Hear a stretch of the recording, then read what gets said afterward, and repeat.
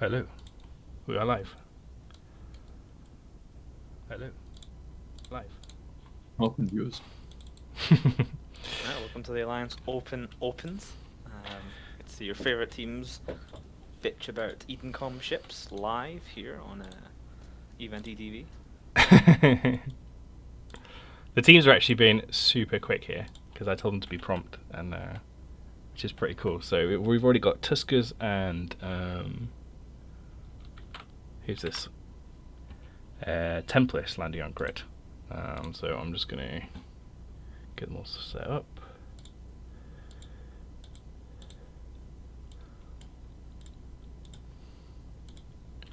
So this will take a little bit longer than last time in terms of like me locking stuff because I've got to do 2 clients, but we'll get there. We've actually quite a few Edencom ships here. So for those of you who didn't watch this last week, at the moment we have a little bit of an incentive. The winning teams are getting 100 plex per scrim here, just as a little pot sweetener for them. Bay, you've sweetened the pot further this week by saying that any team that wins with at least 3 Edencom ships gets double that, 200 plex, 200. Yeah. So we're seeing right now 6 Edencom ships on field. Wow. Okay. I see So 3 Stormbringers for Tuskers. I'm paying out one way or another. Yeah, and I see 3 Skybreakers for Templars here. So yeah, you're paying 200 plex. One team is getting it in this match. Excellent. So I have to say, they're such beautiful ships that, I mean, if it costs us 200 plex just to see more of them, it's totally worth it. I'm really interested to see the difference here. So obviously the Skybreakers are the frigates. So they're small 1-point ships, which means that the rest of the comp can be pretty heavily loaded in terms of, I mean, it's 97 more points for 7 ships, whereas the Stormbringer, that's a cruiser, and I can't remember off the top of my head how many points that is, but it's definitely more than 1. So it means the Tuskers comp is, much more dependent on those Edencom ships compared to the Tempest Calcif one here. So interesting. Like those Skybreakers can be really good at clearing drones, but I think they might maybe be sent to chase down these bombers, maybe in this case. yeah, possibly. Can you guys see the stream? Is it? Can you see all the targets? Have I got this right? Yeah. I think I've It got looks this good. right. Excellent. I even Like your little cutouts around. Well, I learnt from the great Biohazard, who used this trick way back in the RVB tournament about 8 years ago. He's such a good. Does anyone remember the streamer. RVB tournament? That was actually pretty cool. I remember. Pretty I fun to helped watch. cast it. I think it was like a 5v5 thing. You casted it, did you? Yeah, it was fun. Damn. So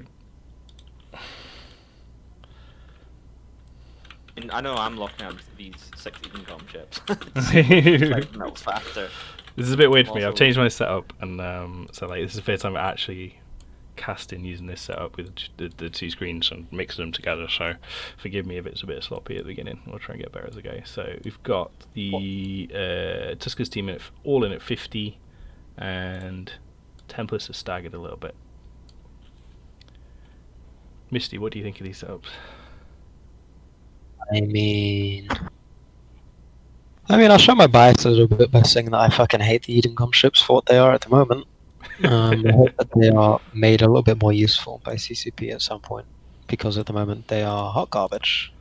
But they do probably have their place in the Alliance tournament, just not as, damage dealers necessarily, given the fact they're pretty bad at it.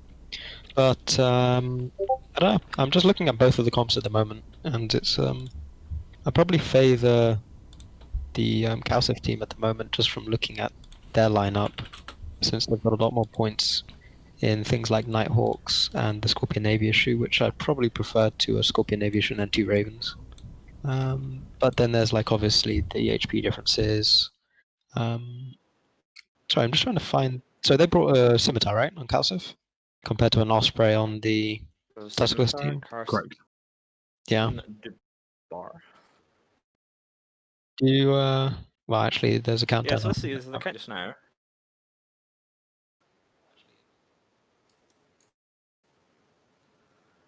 It'd be interesting to see. I think Skybreakers might. Okay. I think Yeah. do really like the Just use one of the. Skybreaker burning straight towards the Tuskers team.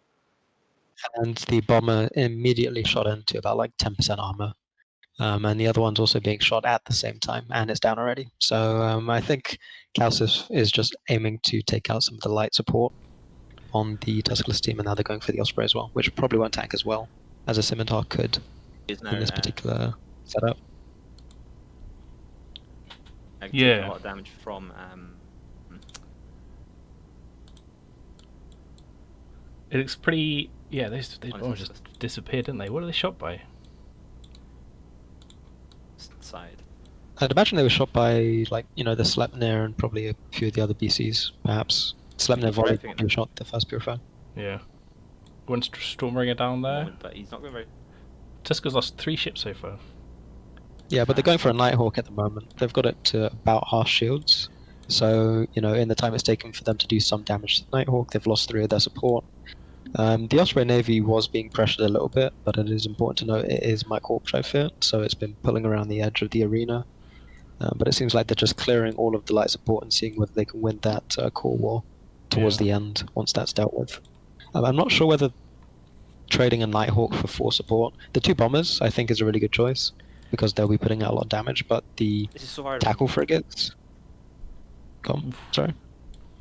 You can't lock everyone, isn't it? I've got a mixture between locking up the entire Tuskless team on my client and then looking at the stream for the team, Yeah. so I can kind of see what's happening at the same time. The way I did it last week is I locked all the kind of big targets and then just kind of eyeballed the little ones, and I kind of felt that helped me get an idea of what was going on. Because, yeah, Yeah, I mean, just looking There's at. one Stormbringer down.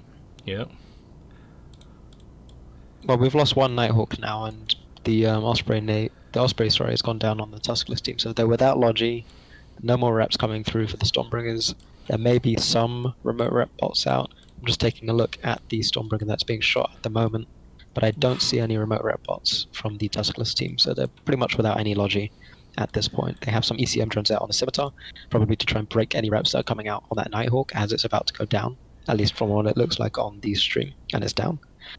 So that leaves basically 2 Ravens and a Scorpion Navy issue to take on a Sleipnir, a Scorpion Navy issue, I believe 2 Caracals, and then the entire support wing of Yeah.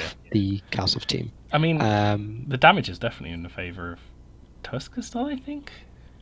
I mean, they're going into a Scimitar still. I think Yeah. that's one of the major issues, is that every bit of damage that they put out, some of it's going to be repped constantly, whereas they don't have that luxury. They've got 3 Skybreakers templates, and I don't know, I haven't tested this, but my thinking is if there's 15 or so, or probably not, probably 15 or so ECM drones on on your Scimitar, is it worth shooting your own Scimitar to clear them off? I don't know. I mean, maybe the issue is that they're not all going to bounce at the same drones, No. and the application means that you may have to shoot 3 or 4 A bunch times. did just disappear. I don't know if they did that, or They are was there shooting- Scorp Navy issue smart bombing possibly? Oh yes, think- look, he just deleted them with a smart bomb. Yeah. I was going to say that the Scimitar took a little bit of damage, but, not a massive issue, I think. Yeah.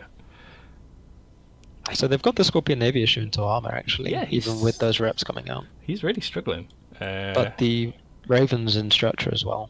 So it looks like they're having a hard time punching through the shield reps Raven and down. taking some armor off. I'm not sure the Scorpion Navy issue dies now that the Raven has, unless he was also relying on ASB at that point, which he may have been because he's still losing shields and structure at the moment. I think it's going to be fairly close. Oh, he's hanging in there. Can he get some more reps from the Scimitar? No, he's gone. Oh, okay. This is kind of interesting now. So what's the situation on points right now? The Scimitar's obviously a bunch of points. Sleipnir's a bunch Yes. of points, but that's basically it. No, Scorpion Navy- that Raven is eating absolute doggy dick right now, to be fair. I mean, Well, it's a RT Sleipnir. I think well, yeah, of course it's an RT Sleipnir because he shot the Purifier at the beginning. But, so he's not necessarily going to be locked down and he gets to fly around freely. It looks like they're going for the Scimitar at the moment, trying to put some pressure on him, and then they can clear the rest of the field after the Scimitar's died. But the Scimitar probably relying on ASBs means he's only gone through about 3 so far, at most. And he's already pulling away because everything's pinned down. They've got no way to chase the scimitar with their battleships, so they can't grapple him properly. Although it does have that effect on him at the moment. I could be wrong. Oh, they're shooting Simi now. I could be wrong, but I don't think I've seen the Skybreakers actually shoot at all. I think they're just been. I think some people commented they do make a pretty good 1-point tackle ship because they've got that 6% per level resist bonus. And I think maybe that's what they're being used as here, is just super cheap screening / tackle ships. They're not actually doing any damage. On the hard points. They've got nozzes. You can see nozzles coming okay, off of. okay, so that's their that's what they're using. Yeah, there's just the noz to keep the one module running, right? You don't have to really do anything else in the Skybreaker. It's a pretty tanky ship. It is, I guess, fairly good at pinning down the battleships, as we can see here, and it means that the battleship, when it doesn't have the support to fight that support war on its behalf, can't really do much. I think it's shooting a Skybreaker now, which I don't think is a great choice, but I suppose with the grappler it probably does apply a little bit, but not enough to break a scimitar's racks. No, I think this is mirroring the team captain for Tuskers, just slowly dying. There he is. Just being chipped away, yeah, exactly. A lot of pretty effects there. Interesting setups. Mira definitely trying to win that bonus I put out there for the teams, the extra 100 plex if they win with 3 of the non-frigate Edencom ships. And it didn't work out very well. But, they did take down a couple of ships. I was still trying to get hang of this two client setup, so I don't really see what the Edencom cruisers actually managed to achieve, if anything. I don't know. I believe they just died immediately, to be honest. Yeah. Sorry, Lexi, you were going to say? I was just going to say it's also probably a good thing for these teams to see what these cruisers can actually do. I mean, they've only been on TQ for so short a time. Not many people will actually know what you're capable of with these cruisers. Yeah.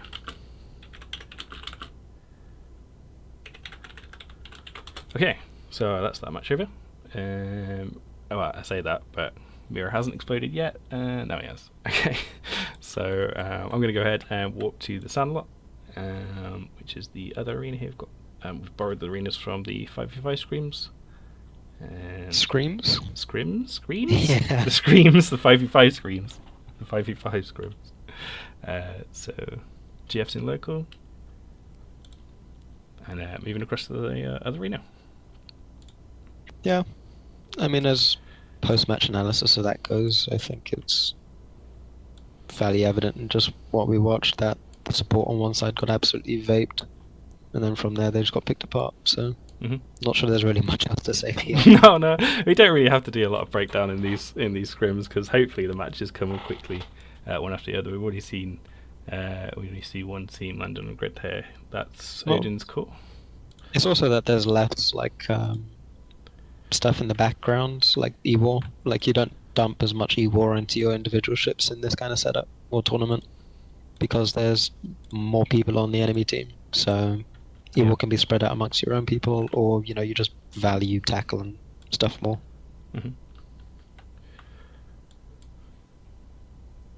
Are they warping in? Okay. One sec, I need to set up my standings.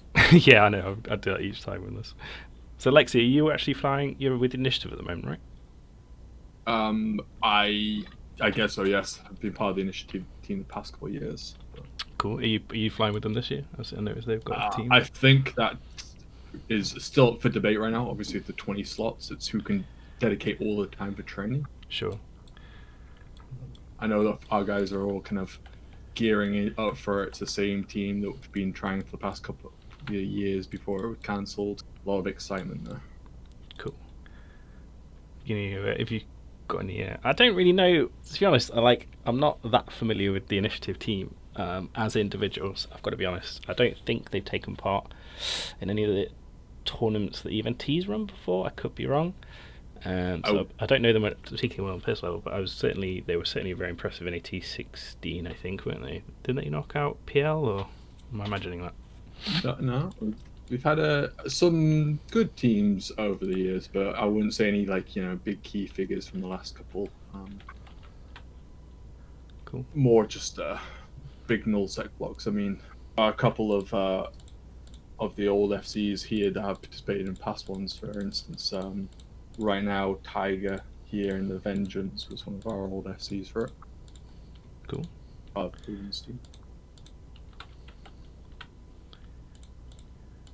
But have you been taking a look at the rules much yourself? Is there anything you like or I do think excited that- about or horrified about this rule set? I do think that the command, like the various battle cruisers with the change of the hull values, I think that's going to make some interesting comps, like you saw before with the Sleipnirs and Nighthawks. What we're going to see a lot of those now with these tournaments with the new rules set. Mm-hmm.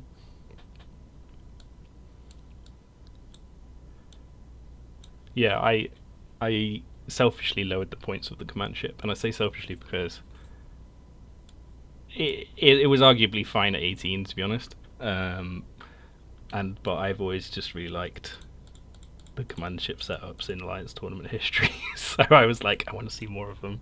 Let's just nudge that down a little bit, make them a little bit more attractive. And then after I'd already written that into the rules, CCP announced that they were actually rebalancing command ships and significantly buffing them. So I think you're right. I think we'll probably see quite a lot of them. It does raise the skill point cap that people are going to be needing to have to, a max command ship skill pilot is pretty tough to get. Yeah, although I think like a lot of the obviously on Thunderdome teams won't have that problem necessarily. Although we have put a little bit of a fence they have to hop over in terms of like their ship, the pilots have to be able to get in the ship on Tranquility to be able to fly it in our tournament on Thunderdome. But obviously being on Thunderdome, you can get like maximum leadership skills, which can take quite a while to train on Tranquility. So you don't have to deal with that, luckily. So it looks like the teams are on grid. I'm just going to ask them if they're ready. Iska, who's your money on? So I'm just looking at the different teams of Warp 10. I mean, I like this, Shoot What, aka the Weekend Warriors comp with the 3 Abaddons and the Dual Deacon, but I'm not convinced to actually win. So I think in this case, I'm going to put my money on Odin's Call.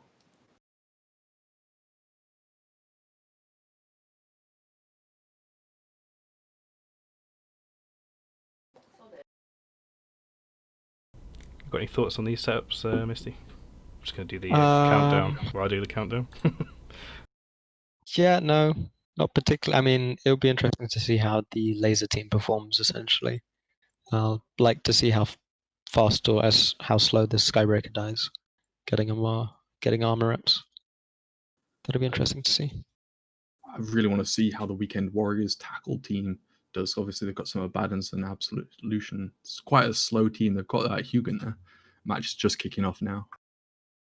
Yeah, they do have obviously the Deacons, which is interesting, going into Zero Logi on the Odin's Call fleet. You can see Odin's Calls just building straight at their tackle squad. Are there MJDs or anything? Because yeah, they are MJDing actually. I wondered why they weren't moving. Yeah, So they they're just MJDing directly behind the red fleet. Yeah. This is going to be a brawl comp, and they're going to probably be Pulse Abaddons, and those things with the buff to high damage ammo can shit out something like 1800 DPS or something like that. I think the issue we'll see is that they're like whole tanked Brutixes and stuff getting on top of Abaddons that aren't exactly known for their tracking. We So see Yeah. Hugin's being webbed down. The Hugin's being pretty heavily tackled at this point.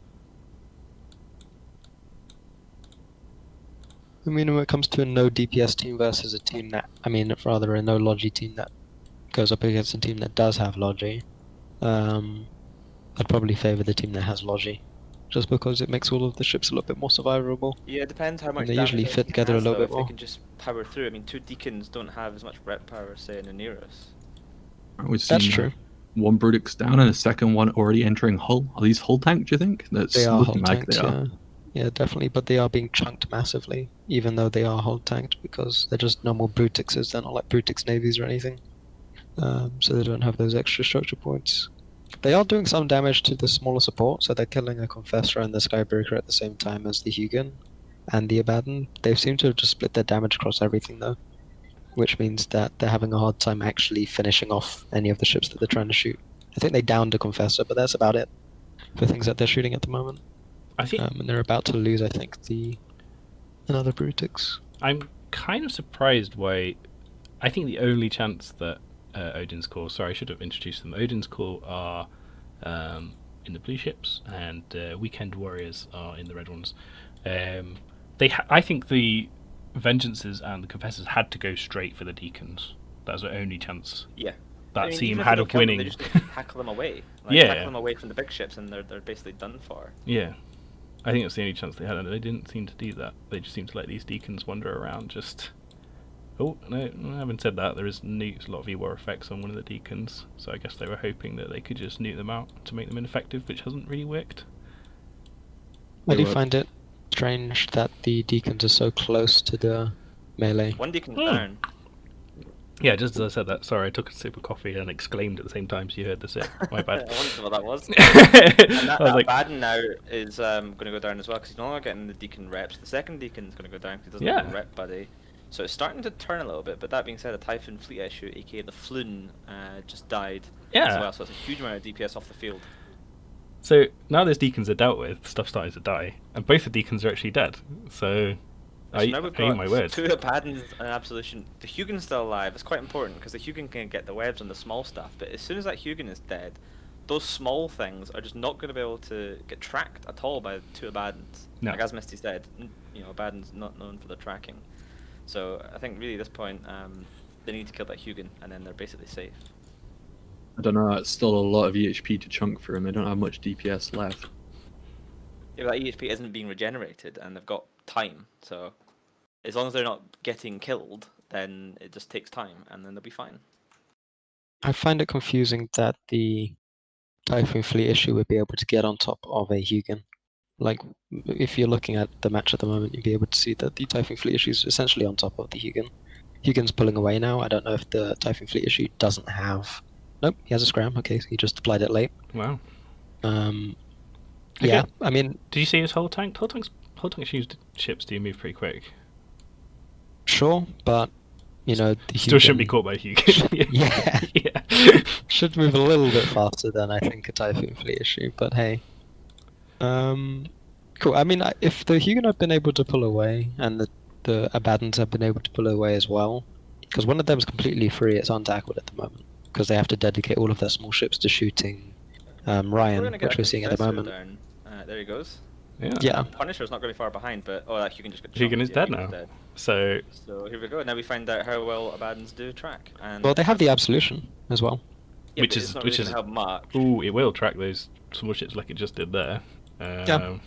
It's essentially 2 Abaddons and a Abso versus a Typhoon fleet issue, and what was it? Vengeance or a Typhon fleet's Punisher? I gonna can't die, see it. Yeah, it doesn't matter at this point. Typhon fleet's going to die. The Abaddons are Yeah. nicely spaced out as well. It's going to help their tracking a little bit on these smaller targets.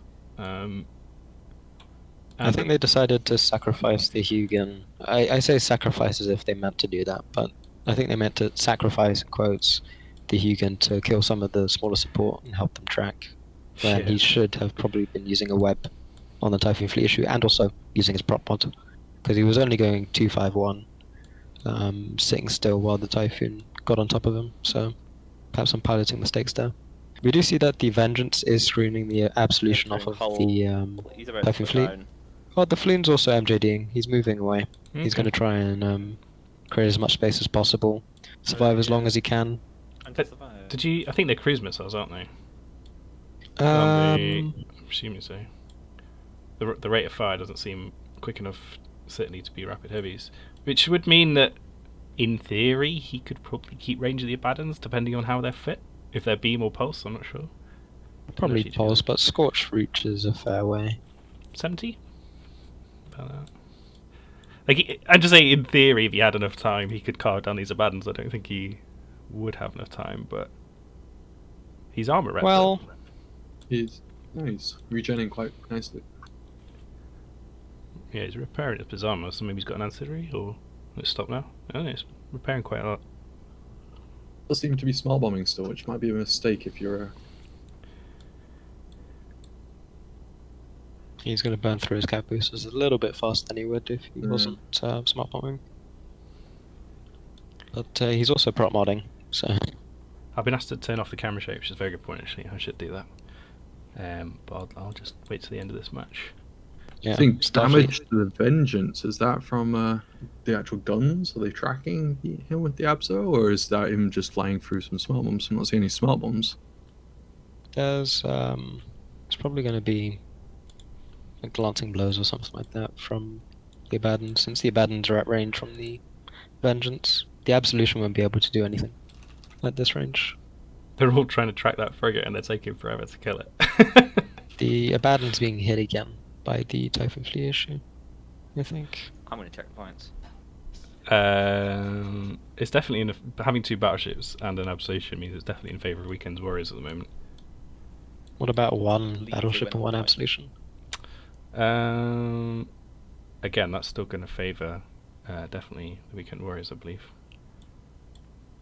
I'd expect so, because I don't think there's too much of a point difference between normal battleship and No, so Navy. yeah. Is the So Vengeance down, apparently?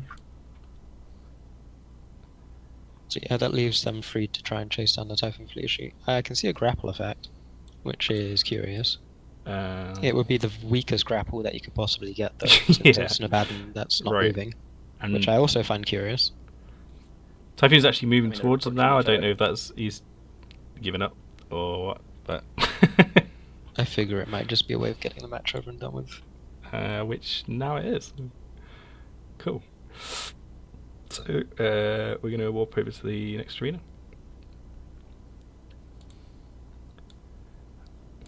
And GFC and local.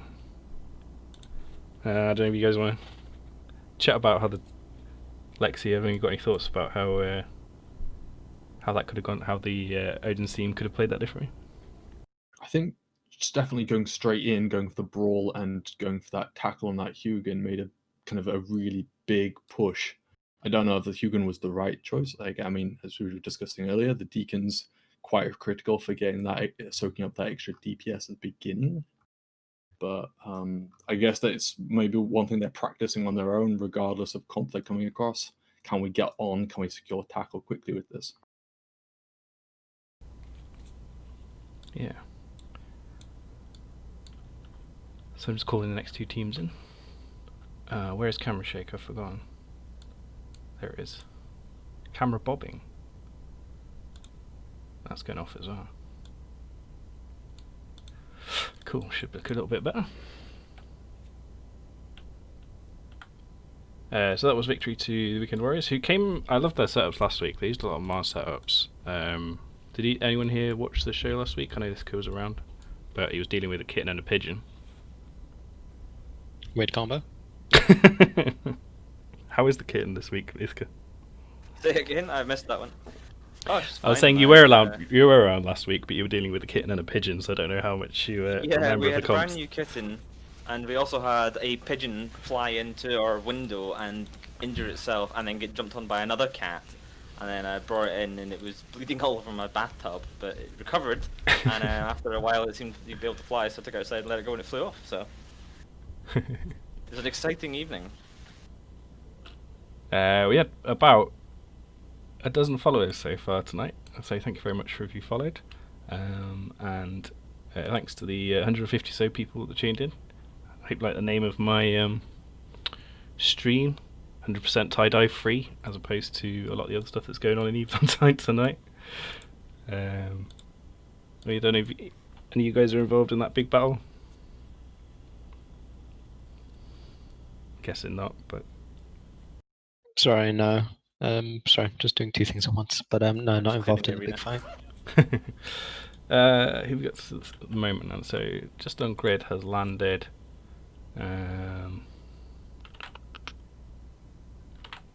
The CC Corp ticket GAT is test. I recognise some test names in there.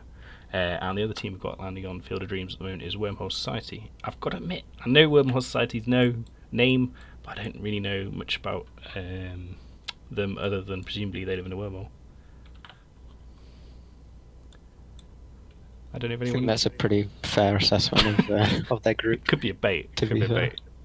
No, I think they do. Or at least used to live in wormholes. I'm not sure if they moved to Lowsec or something for content, but as far as I'm aware, they were a wormhole group.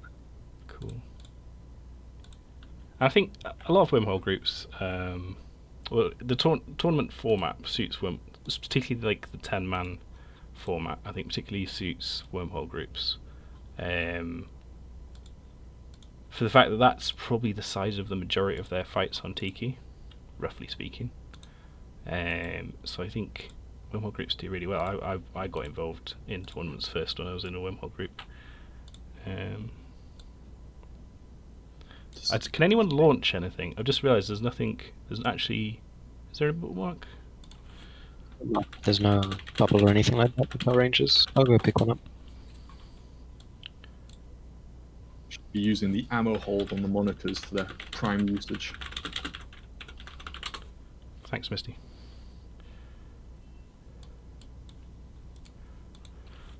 Interesting here that the PES team have brought a cruiser-sized comp, whereas most of the ones we've been seeing so far have had some kind of battleship in them.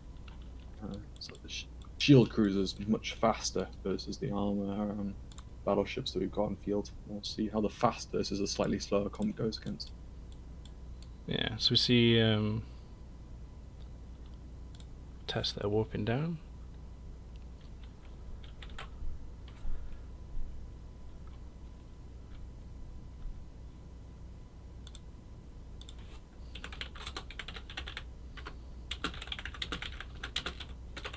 This will get a little bit quicker as we go along, guys, as everyone gets used to the format. A lot of the teams that were here last week are like, I won't say hardcore's not the right word, but definitely, I think all of the teams last week were, bar maybe one, were like tournament veterans of many years. So for them, the process of scrimming and practicing was very smooth. So they were very quick about getting on grid and stuff. A couple of teams here this week I think are a bit newer, so they might just be taking their time. Wormhole, the Wormhole good to see so society. many like new teams, like new players, as well as all the sort of tournament veterans making a reappearance. Was that Field of Dreams we're in? Yeah, we're in Field of Dreams at the Field moment. of Dreams, yeah. Cool. Tried to get into a Saber, you can't carry it in a monitor, it doesn't have any Oh, cargo. I can't. Okay, yeah, of course. I'd been up in the arena center. No, we didn't have a bubble up, sorry. That's my fault, I should have prepared better. I'll make sure that happens He's next arrived week. in the Saber. Yeah. Oh, there's a lot of warping at 0 going on here. Oof, there is indeed.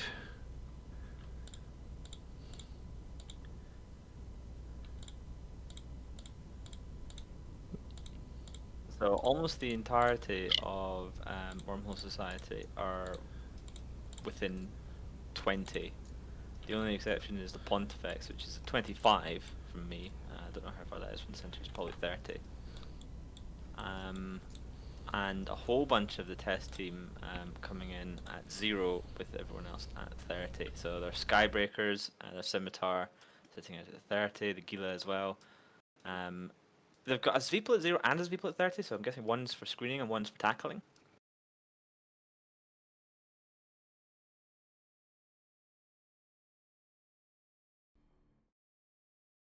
A bubble we'll have to do. But Yeah, that should be... that's fine.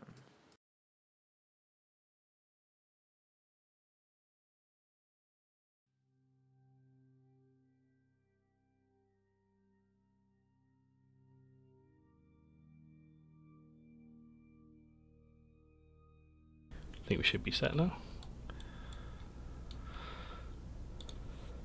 I think so. I think you can unlock Misty's Saber, by the way, for your overview. I already walked off, it's fine. Oh yeah, stream delay.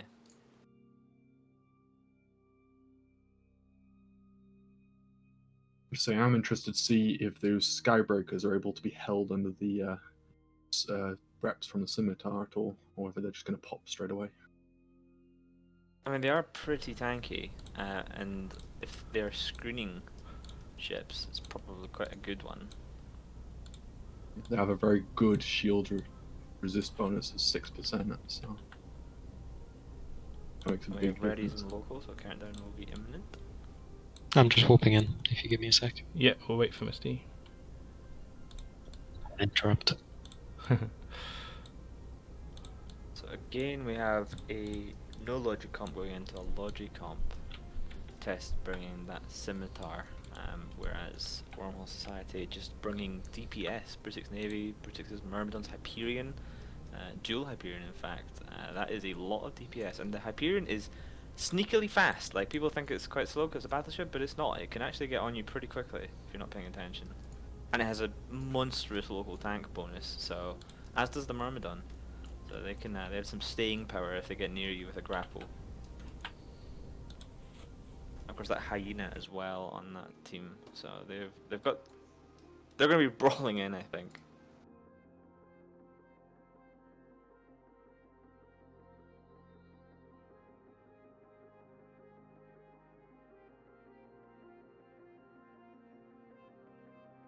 I think this is going to be a war of tackle at this point. Yeah, it's going to be who can screen off effectively or tackle effectively. So I think that hyena is going to be one to watch. There's going to be maybe a potential primary for the test team here. Countdown running.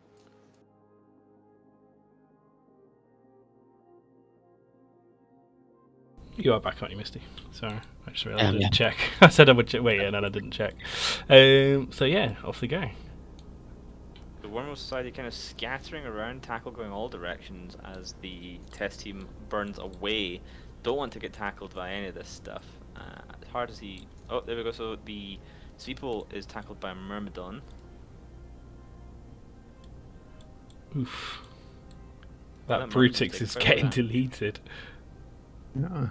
His armor tank, hull tanked as well. So. Oh, Yeah, with no logic, I'd imagine that those will all be hull tanked apart from the ones with threat bonuses. yeah. So he's so yeah. Okay, interesting. Not seen. I don't think I've seen a dual tank Brutix like that for a long time. Curious. I'm not saying the Brutix will be dual tanked. I saw it- I saw don't have them locked. I saw it. Yeah, Can we- no, I saw some armor pop up on his armor bar there while he was taking hill damage. So potentially some sort of, unless he was getting reps from Logibots. Potentially, I don't see. There are Logibots. some army. Yeah, no, there are some medium armor rep bots out there.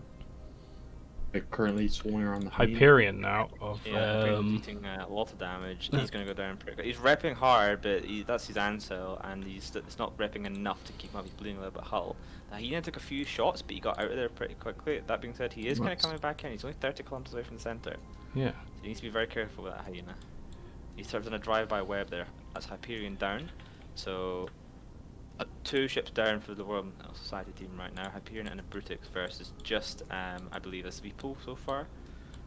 The advantage of having reps is that Myrmidon now is going to go down as well. I don't see much damage on anything really on test team. There's some damage on Soldaris in the Sleipnir, but that's easily being repped up by that scimitar. Yeah, I think all the damage has been focused on him the whole time, and they've been determined to bring him down. But his tank has just held up just fine as the damage has ebbed away here, due to weak Wormhole Society losing all their ships. Basically, interesting comp from Wormhole Society, but not particularly strong. Maybe. I'm trying to be polite this week. I got in trouble last week. I think this is one of the things you sometimes see more experienced teams versus less experienced teams. The less experienced teams will pick a target, they'll be focusing on it, they know they have to kind of kill it, but they're not breaking it and they just keep kind of trying, they don't really change. Whereas more experienced teams, you'll see them go, right, we're not breaking that, swap to this and try and catch like, the enemy logic off guard. Right now that scimitar just has to stay at range and just keep his reps running on Soldaris. He's not really being stressed. So Wormhole Society, they don't have enough damage left in the field probably to break anything, but they should really start trying to like pressure that scimitar by picking up some of the targets, trying to tackle the semi. I think that's one of the hardest decisions for a more inexperienced team is when to stay on a target and when to switch over. Absolutely. You can easily get like sort of target, tunnel vision on some of these things. Like, oh, we're going to break him, just keep on him, heat. But then once you start to turn your heat off, even if you haven't already broken him, then you might not break him at all. Then we've got some other Brutix Navy down. The hyena has got a bit of hull left. He got repped back up, probably a rep bots or a local repper, but he is slowly dropping down, looks like from drone damage, and the Hyperion is taking the bulk of the big damage. He's got a Sweeple right on top of him, which will probably be finishing off the hyena shortly. Yeah, he's about to drop. The Scimitar just got hit pretty hard there, actually, but he's repping no problem. I think Yeah, the Hyperion's definitely in null range at Tyrion's least. almost double him. Yeah, yeah, he was doing considerable amount of damage to him, but I think they should have just done that. They should have gone all in on the Scimitar originally. I think that's probably what they should have done. I don't think they were gonna break this T2 Minotaur resist on the Sleipnir with what they had. Although, you know, two Buster battleships, two Buster battle cruisers, you would have thought they'd done more damage. That's Matt Joer basically at this point for Worm Society. They've only got two Punishers really for damage left, and the drones of the command destroyers. So they may as well just call it and warp off. There's not really much they can do. And you see GFs and locals, so they're accepting that graciously, and that will be that match. Test solid victory. Yeah. Yeah, Wormhole Society calling it local. So the win goes to test, yeah. Nice. Alright, well let's try and speed this up a little bit. I'm going to head straight to the next arena.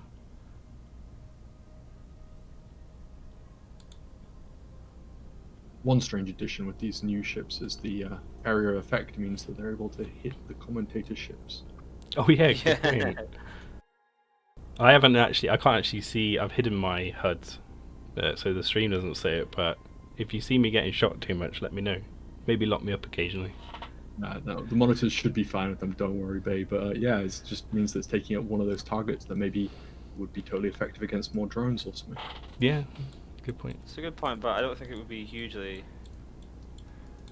effective, especially because the small Edencom ships, the range of those Zappy boys are only 10, 12 kilometers, and if they're brawling in the center, then sure they can hit us, but chances are that's not actually where they're brawling. Just waiting for. We're already in Sandlot, and it looks like Templars are ready to go. They were probably here before I even asked, and so we're just waiting for rope swap down. Got a slight lag problem. They're just waiting to clear, and they might be sitting there wondering what to do. Templars aren't worried though. Templars a very experienced tournament team. Yeah, just thanks to the teams who are sticking around to help us clear the arena afterwards. It helps us out a lot. Yeah, we'll speed it up. No thanks to the teams that are apparently dropping drones 300 kilometers away from the center. I cannot clear those. I think they are next to a bookmark. I don't know what happened there. But...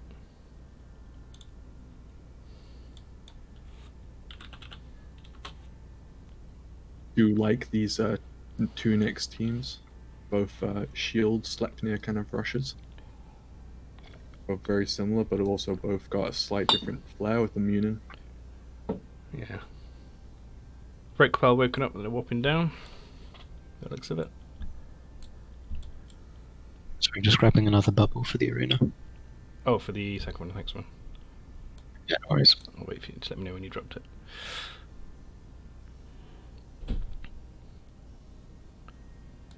Let's look at the blue team.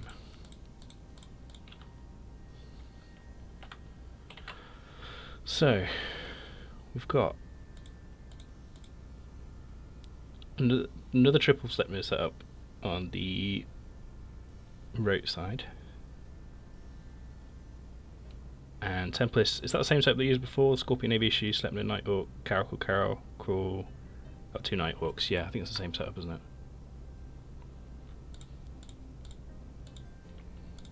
Sorry, I'm just taking a look. Yeah, it does appear to be. Yeah, looks like. Cool. Were the Caracals both there before on the last one, or did they have a different? I think they were, yeah. Caracals as well, yeah.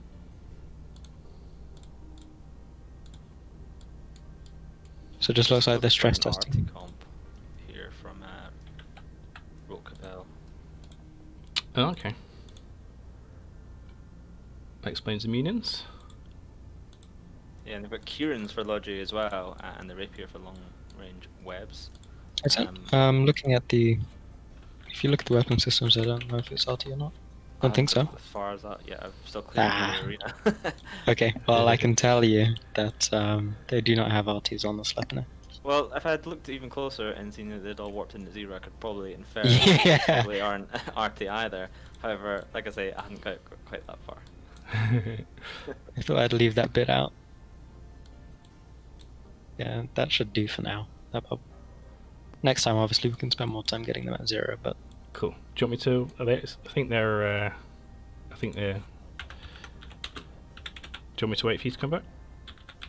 nah, it's fine. I can just tell from the stream for this one. Cool.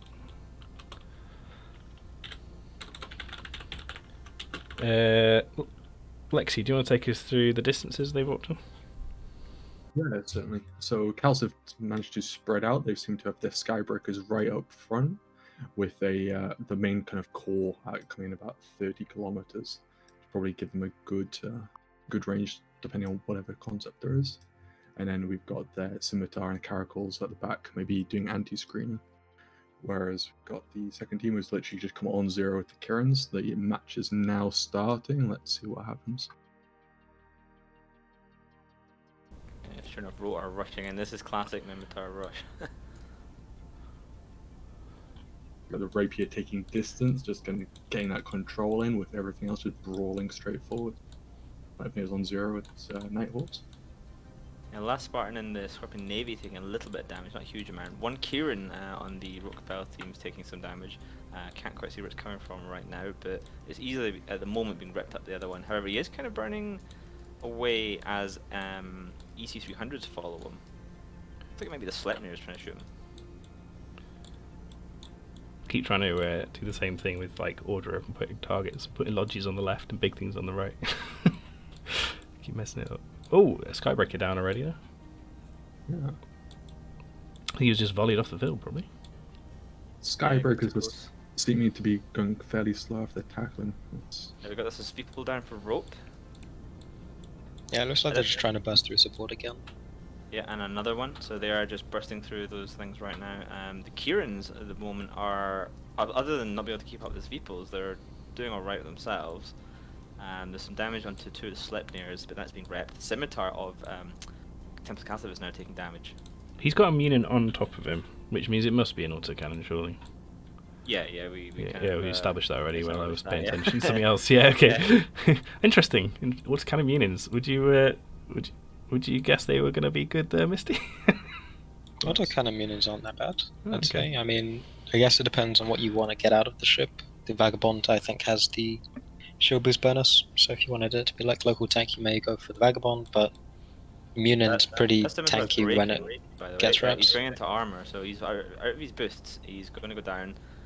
Big loss. They're going to maybe lose the Sleipnir and Yep, Sleipnir trade for a Scimitar. I'd say it's a good trade for Rokapel there. I'd say that's a very good Rid trade. of their logistics. You still got your Kierans, so you are now sitting pretty. Yeah, I think if I'm Rokapel, I'm quite happy now. Yeah, it depends on what they do with this advantage, though, right? It depends if they're still locked down by some of the Skybreakers. If they can't move their Sleipnirs, then what's happening at the moment is what will probably happen to the other one. They will get burst by everything now, because they've removed some support and they've removed the Scimitar, but they need to then remove some of the damage dealers on the enemy team. They haven't actually touched any of those at the moment, where they have lost their people and 2 Sleipnirs so far. Yeah, one of the problems with brawling comps is when you get on something, you do a great amount of damage, but then you have to move and catch something else and get damage on it. So while you're trying to move, the other team is still doing damage at range, which means in that case you just saw that Sleipnir died and that Nighthawk just started taking damage. So it took the time that one Sleipnir died to catch a Nighthawk and get damage on him. That's the trade-off. Like, if you're getting up close to people, you have to get to there first.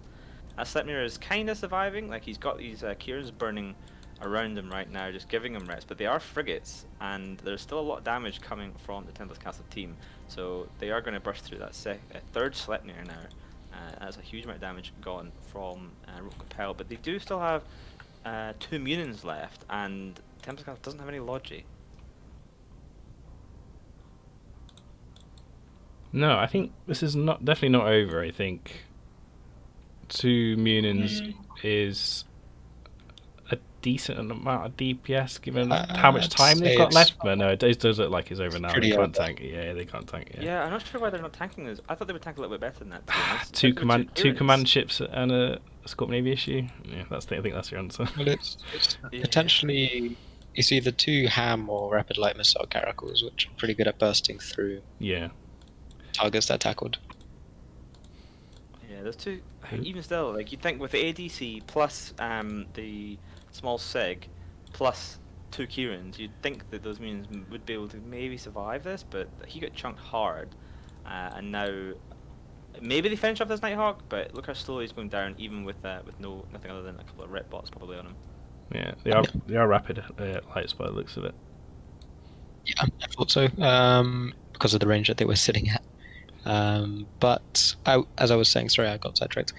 You still got the Sleipnir, the Nighthawk, and the Scorp Navy issue as well to deal damage alongside them. So I think it's probably going to be pretty hard for any ship to really tank under 2 Kierans, especially since they're probably sitting in fall off with their reps, since they are frigate sized and their shield, which is like a double whammy. So Yeah. they'll probably be having some difficulties applying full reps without being tackled themselves. They might break this Nighthawk. He is about to go down. He doesn't have any way of regenerating anything, so he is going to die. It's a chunk of DPS off the field, especially after the recent buff. That Munin is kind of hanging on, like he's sort of oscillating in low shield. If they can delete this Nighthawk, maybe he can stabilize with the Kierans. I don't know. I don't think so. I'm not hopeful, but it would be nice to see. Yeah, I think he was tanking with local shield reps as well, because you can see it ticking up a little bit now, but Right. before it was bouncing up and down quite a bit. So I think he'll break just as the Nighthawk is about to die or does die. He's actually going quite close. Like he's really. Oh no, that was a chunk. yeah. I think that's the Caracas The have just rapid finished lights, reloading. That's what's Yeah. happened right there. I think even if it does come to the wire, the question will be, will one Kieran be able to out-rep the other Kieran versus the Caracal's rapid lights? Yeah, I'm surprised they haven't shot them actually yet. I guess they've got a very small sig, They haven't need they? to look at it, and they don't think they need to either. Okay, there we go. I think one of the Caracals came off rapid lights, but the other one didn't, so they were just waiting. Boom, there goes Meaning. It's pretty much over. Yeah. So the real question is, how much DPS can you get from Kieran drones? Yeah, one drone each. Might get like 40 DPS maybe between the two. Yeah. Thanks people for tuning in. We've got 171 viewers. That's pretty cool. By the way, just a little plug. If you haven't, you can still enter a team until the end of the month. It is Alliance based, so talk to your Alliance Executor. There is many prizes to be won. Make sure you check out our website, which someone will spam. That person probably being me, because I have it open right now. Make sure you check that out, and yeah, feel free to enter a team and hopefully take part. We'll see you for the main tournament in November.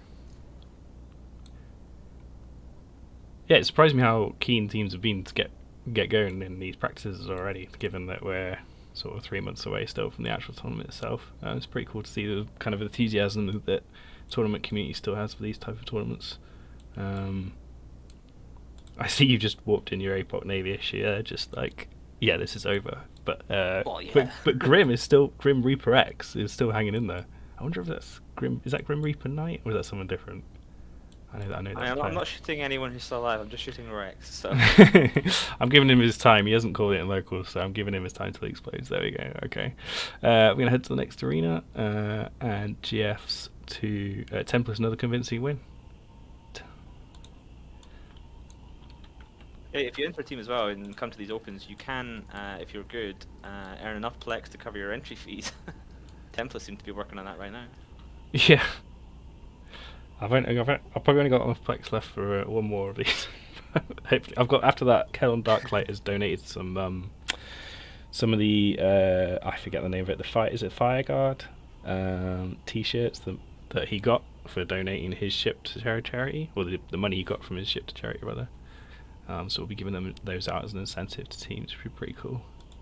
If you're rich on TQ and you want to support these tournaments, then please get in touch. Definitely, yeah. So I've walked across to Field of Dreams. We've got Tuskers versus Weekend Warriors. This will be a close fight, I think. The Weekend Warriors are a decent team. They didn't do very well in AT16. They had a bit of bad luck a couple of times, but they've got some good leadership and I think potential to do well. So it will be interesting to see. Definitely got potential, yeah. I love the setups they were bringing last week. They made me very happy. We saw Apox in one setup, and they won with it. So pretty cool. Tuskers, I'm a big fan of Tuskers. I used to be in the Tuskers briefly back in 80. I'm going to get it wrong. I think it was 8012. I was part of the Tuskers team there, and we got 3rd place. I want to say, was it 4th? It's been a long time. And so I know a couple of these guys, but it is mostly newer people since then. And the team captain, Mira, is, I think it says, his first time team captain in the Tuskers. So it's changed leadership there. And he was team captain for a team that came 2nd in the 5v5 scrims recently. And I'm definitely a big fan of how creative he is with his setups. And can you comment on how creative this setup is, Misty? I mean, I'm looking at it at the moment. I'd say it's probably fairly typical-ish. I'm seeing Vindicators and Jaguars, which is a bit of a... The Jaguars, question and mark for me. yeah, exactly. That's what made me go, huh? Well, why would you bring a Jaguar in a armor? I'm assuming it's armor comp. Actually, yeah. I mean, Wait, it's They no don't logi. have a It's no logi. It's no logi. Yeah. so it's whatever you want to bring comp. I think at this point it's just all out DPS. Bonus to the self tank, the shield booster mount on Jags. So if you don't have Logi and you don't really care about receiving reps, then they're not necessarily a bad pick. They're also a pretty strong tackle. They tank a lot, as people know from TQ. They're fast, and they do some damage. So they'll probably just be getting on targets and pinning them down for the Vindicators. And then they've got the Hecates as well, which are well known for dealing large amounts of damage. So I mean, it just looks like they've just gone for like as much damage as they can pump out in a particular comp, and then they'll rush in and see what they can kill, see if they can outlast. But I think they'll probably have a hard time against a, Mimitar team which may or may not have artillery fit, which I'm just checking now. They don't have artillery, which is kind of a shame for them. They do have some bombers, and those bombers are going to be laying into those Vindicators pretty quickly. Thanks to the 4 people that have just DM'd me to say that I've locked up the same team twice. I've fixed that now. This is all very manual. It was a test to make sure people were paying attention. And apparently they are, which is great. Hey guys. I think the teams are probably ready by now. Let's check. They haven't readied yet, so they're probably just talking through tactics. We give them a little bit of time when they get on grid just to talk through a game plan. If you don't give them that time, then things how get much game a little. plan have you got here for Tuskers? All right, guys, just everyone hit approach, Yeah, and then F1 when you're in range. I don't think Tuskers is the one that needs to go through their game plan. I think both teams came with a game plan of, okay, we approach and we do damage, and then, the weekend team saw Vindicators and probably want to rethink their game plan a little bit with that approach. 80-10 was it, Misty? Vindicators versus Sleipnirs. That was the famous final between Hydra and Hydra. I mean, or was it Hydra and I can't remember the other name? Who was it? Hydra, I believe. Right, was Hydra or something? No, it wasn't Hydra. It was Hydra Reloaded and Camel? No, it was before that. This is ancient history now. I've forgotten. I don't recall. I used to remember once they got to the tournament finales where it was like basically the 2 teams matched against each other, like A team, B team. I wouldn't really pay much attention to it, so. But if it was 80-10, it may have been. I'm trying to think about who played in 80-10. Oh no, 80-10 was Both Volta, wasn't it? teams It's 89 I'm possibly. thinking of. It's 89 I'm thinking of. 80-10 was Volta. I'm just looking it up because I feel bad that I can't remember. Some nice skins on these Vindicators. Skins are important, of course. As Raiden would say, they add 10% more damage. And there's no excuse really on Singularity because they're basically free. And both teams are ready. Cool. Alright, I'm going to do the countdown. Lexi, do you want to give your opinion on which team you think is going to win here? I think really you're seeing Weekend Warriors trying to iron out their setup, but I'm going to go for Weekend Warriors. I like the comp they're going against. I think they've got a crazy situation. Like, I'm looking at what they're going against and thinking, now, if I was their captain, what would I pick? What would I send my broadsword on? think they've I think it's just the Hecates, yeah. I think you wipe gotta go out with what they Hecates. can as fast as possible. That's all they can do. Hecates just have an ability to absolutely murderously shit out damage, but they're really paper thin. Yeah, I was going to say I Warriors think burning he will away, but Bombs, Tusk- bombs, bombs. what are they Ooh. hitting? They're not hitting Bombing anything straight from onto their ordnance. own. Yeah. They hit the damage drones, which is important, I suppose. I didn't have. Moved an entire swarm of heavy bots and lights. Sorry, yeah, not bots. Yeah, So, one Hecate getting chunked. I see the bomb damage hit the Vindicators pretty hard to take them down through shield. are these Not seeing. are they shield vinnies? Maybe.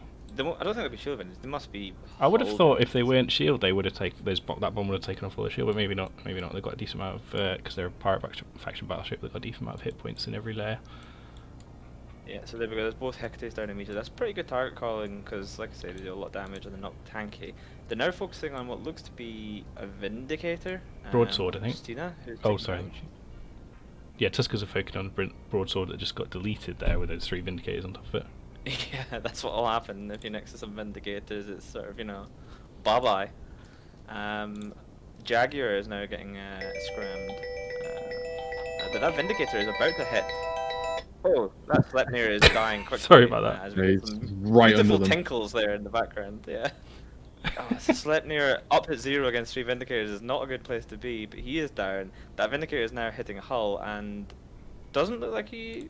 Is that Hull tanked? He is dropping, but I would Looks expect it to be tanked, slower yeah. than that. I'll take. Well, it's against manticores and stuff. Remember, so Yeah, well, and it's dropping he's fairly going slower than slowly. that Sleipnir. Yeah. That I was doing going to a lot of say damage. at the very beginning when we were thinking like, what do they do?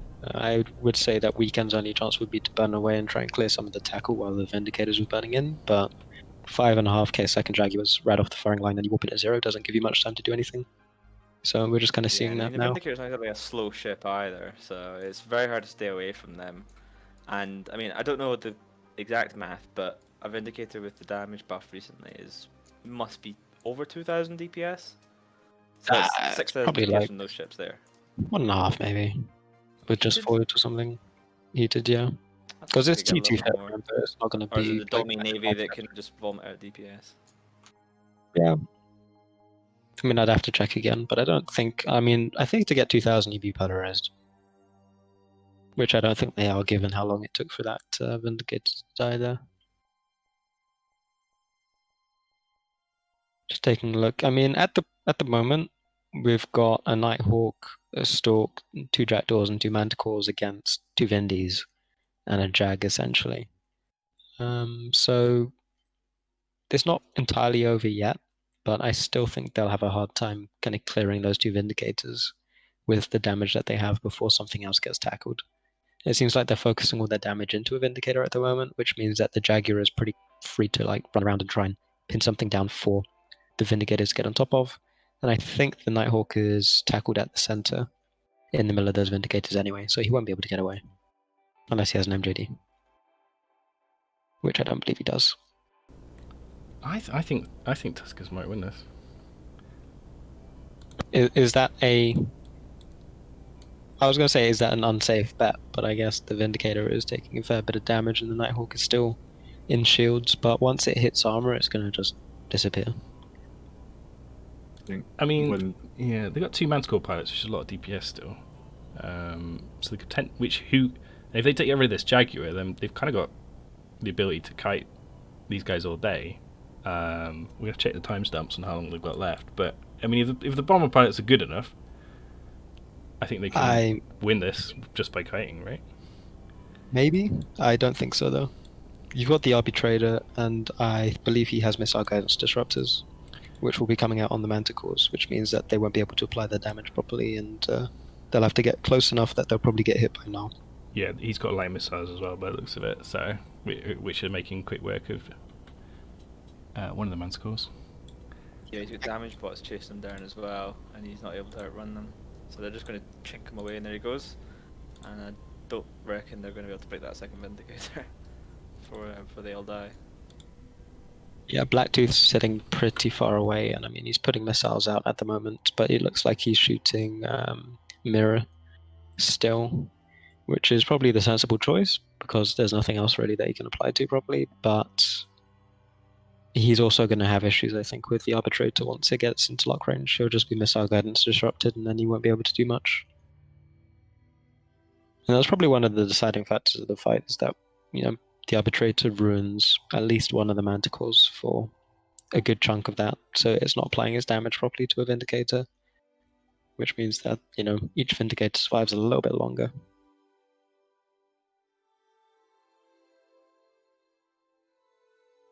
Don't worry, guys. I will. Damage at this point, isn't it? But it's just going to wear down, and that start's going to go first. There will be streaming professionals here streaming for our actual tournament, and not me. So don't worry about that. Hopefully there won't be any phone calls. From CCP confirming AC-17 or. What did I say in those tournament?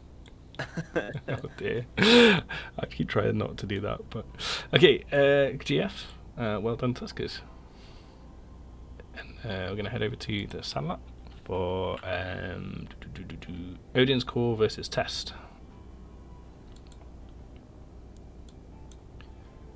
So far we've had Templates of 1-2, Weekend of 1-1, Test of 1-1, and Tuskers of 1-1. No one's won my bonus prize. Do the teams all know that they can't win with the 3 Skybreakers?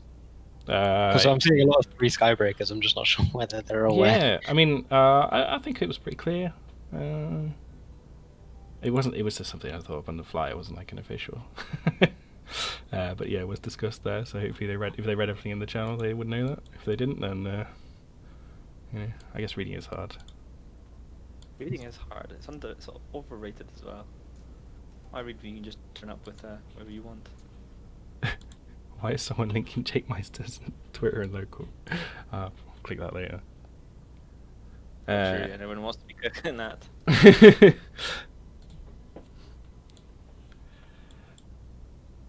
Hey, thank you, Legamato, who just subscribed on Twitch there. Awesome, thank you.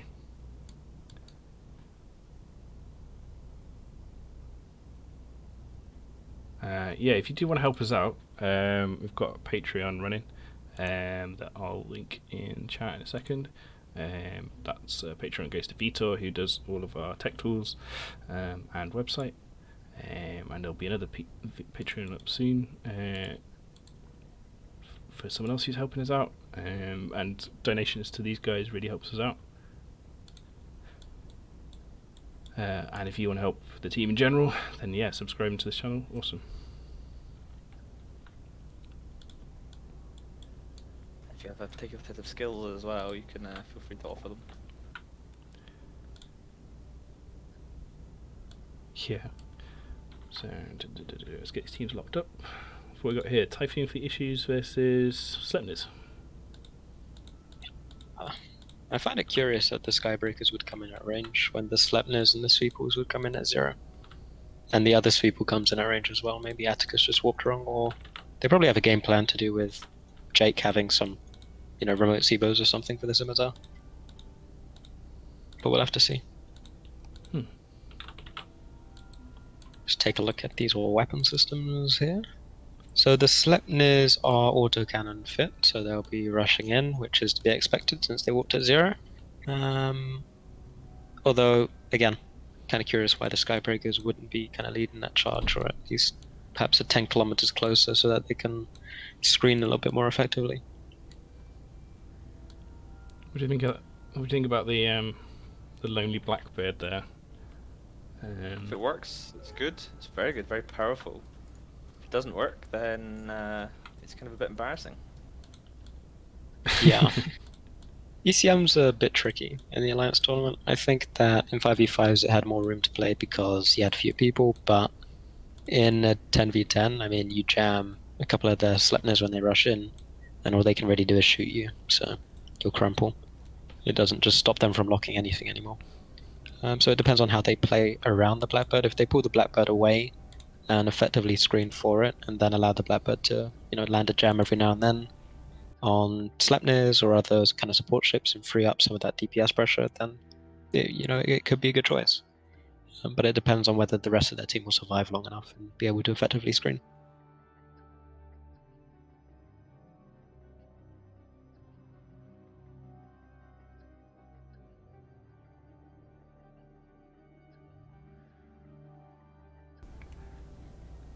Interesting. That's something I've just kind of thought of. I don't think we've seen any Triglavian ships today, which kind of surprised me because, like, even though the points values are quite high, they are still really powerful. Triple Vedmak, strong. Vedmak. Yeah, the cruiser. Okay. Do you feel it's something that maybe they're practicing a bit more quietly on their own? I mean, they were only in one big tournament and a few of the small 5v5s. I know they were big, but in this 10v10 format, could they have these really, really solid comps that they want to practice on their own with maybe separate partners that they don't want to show on stream? Quite possible. Expect to see maybe that kind of behavior from the quote top tier end quote teams. But I would expect to see some of the newer teams or less experienced teams use them more openly in these sort of practices to actually get a feel for them.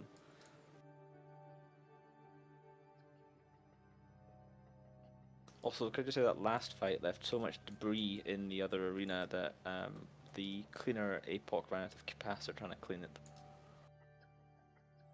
Unlucky. Yeah. So if anyone has any remote capacitor ships, feel free to warp it in and rip me up. Cool, so I'm expecting the Sleipnirs to kind of try and rush in. They'll probably get screened by some of the support, but they may have a good time trying to burst through that since the Guardian reps are going to be delayed, with the cycle time that armor reps have. But I think they'll have a hard time getting to the Guardian given the fact that there's 2 Sveeples and 2 Vengeances, I believe, in the way. I'm just trying to look at the stream in my own client at the same time. Yeah, it seems like burning up, trying to intercept that Vengeance pretty quickly to yeah. stop them getting in.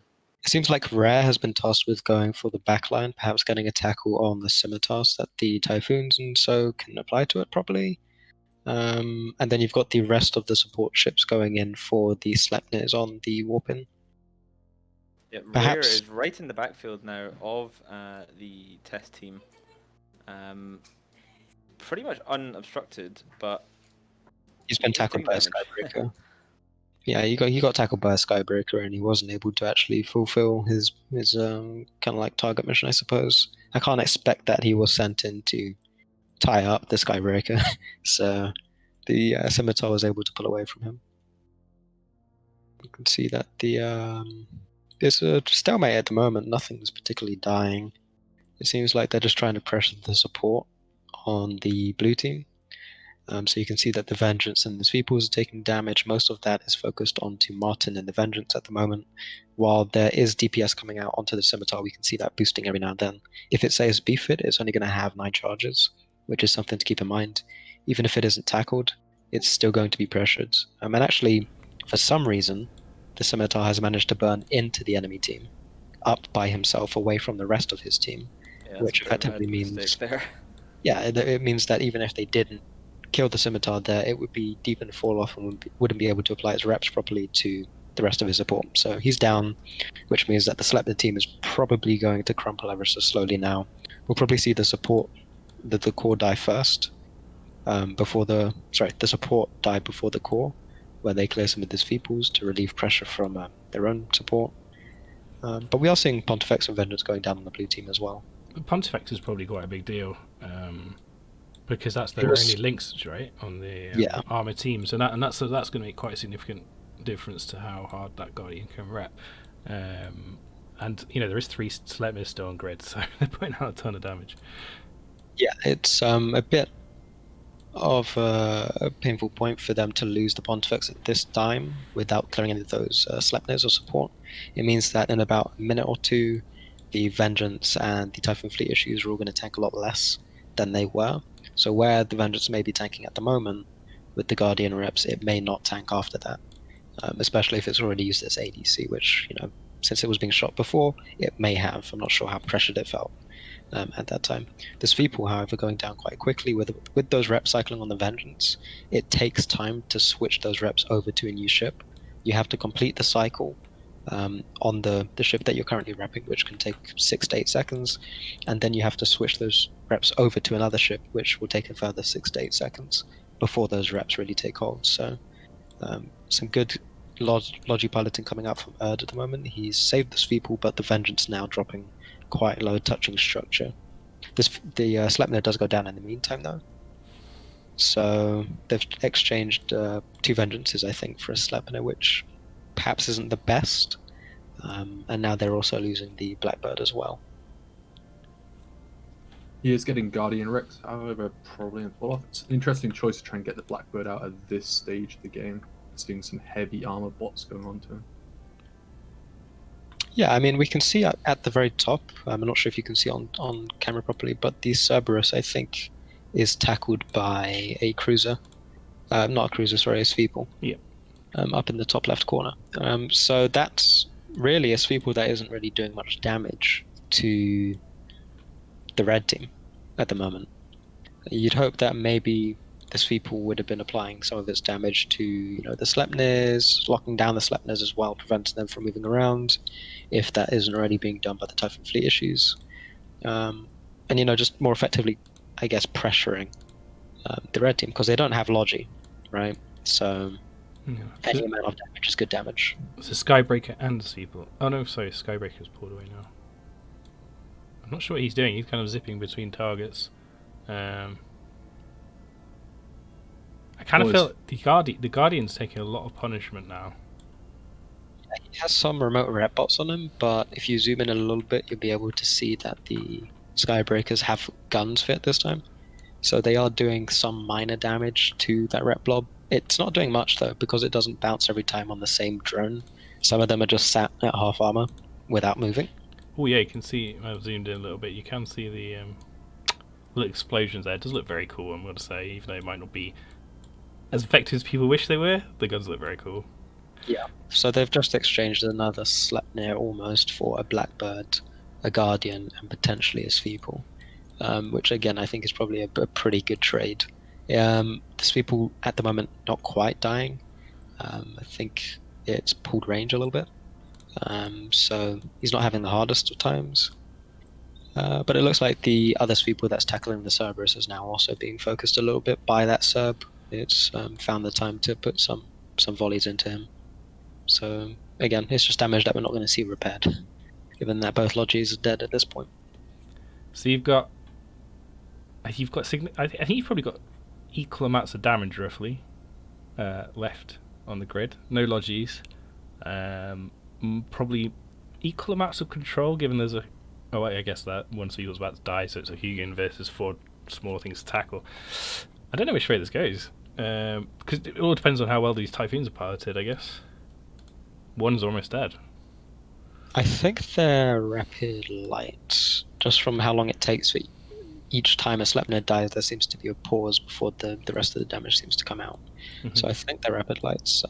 So the issue is the Sleipnir probably self-tanked a little bit. Once this Typhoon goes down, you've got one rapid light Typhoon fleet issue that's going to be trying to shoot into a Cerberus, which is trying to sit as far out as possible, and a Sleipnir, which, if he boosts up fully and then decides to reload, may be able to get that off in time. There's no other DPS pressure coming out, essentially. So I don't think they'll really have enough damage to break through the remaining core that we're seeing on the red team here. No, it's down to one Typhoon versus a bunch of ships on the... I keep saying red team, I mean test. Yeah. So the test is red, and... oh, I've got mixed up on my sheet, that's why. Sorry. Yeah, Sorry. and in focus is in blue at the moment, just for anyone that was curious. And probably doesn't know the tags, because GAT isn't necessarily I need to come up... we all know that. If I get an extra pair of hands, next time we do this, I might have them just change the names of the teams at the bottom so everyone knows, rather than me have to keep on top of it, because I keep forgetting. So, yeah. Well played. Good fight. It's not over yet. Something could happen. They could all bounce. True. Trying to see If where the that Typhoon fleet Sleipnir is. boundaried, or no, maybe if the Gila boundaried, then that Typhoon would maybe have a chance. I feel like... I don't know, I haven't said that. wonder what the Typhoon is trying to do. He's trying to pull range, it seems. He's scrammed one of the Sweeples off that's tackled him, but he's now pinned down by 2 Sweeples, so probably won't be going anywhere. He is doing a lot of damage to the Sleipnir. I'm not sure whether the Sleipnir was on reload there with his ASB, or whether he just decided to, not bother cycling for a little bit. I think, But, they're all- he started cycling too late, I think. He's cycling now and he's got plenty of shield. Something I noticed here, this is when if you're piloting a Skybreaker, you shouldn't be shooting. He stopped now, but I noticed that he was shooting into that Typhoon and zapping the Gila's drones at the same time. The Gila's drones, I think, are tanky enough that it doesn't matter. True. So, because you do, you're like a little fly biting at whatever the hell you're shooting at. The Vespers are only at half shield, despite being shot that entire time. So, oh, wow, okay. Did you just lock them up? yeah, exactly. I'm just locking them up every now and then. Cool. But, not doing much damage. But then on the other hand, they're not doing any damage to Typhoon, really. So, No. why bother? I do think it's one of those points where you're going to have to think, is it worth using a Skybreaker in your drones? Because at the very beginning there, we had quite a few bits where you had medium and heavy bots, both the armor, like repairing kind, and also the damage ones from your team. And you're shooting into it and thinking, okay, I'm hitting my own team's bots and also my own team's drone and the hostile team's drones, or vice versa. Is it worth it? Is that change worth it? Yeah, I mean, I guess it depends on really what you want to do with the Skybreakers. I don't think it's necessarily a bad option to have the guns on them just for clearing out, again, like rep bots. If your team's not sitting at 0, if it's just a case of you pin them down with some, E-War frigates or something like that, electronic assault frigates rather, then you can probably use the Skybreakers a little bit just to apply some pressure to the rep bots, but I don't think you clear a lot in the time that you shoot. Looks like we've still got some garbage on the field. Ithaka, are you about? Have we? I'm clearing the other one. Okay. I see a What bunch should of we drones there. I think it's the Sandlot. No, it's Field of Dreams, sorry. Still has a few drones in. Is that the Only one for drones. 300 or? No. Shield maintenance and some Hornets. Oh, I missed those. I will work over. No worries. Alright, thanks. So we'll call in the next teams. Templars and Tuskers. Should be a good match.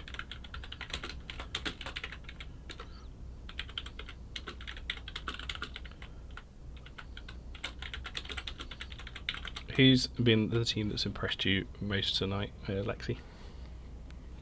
So far?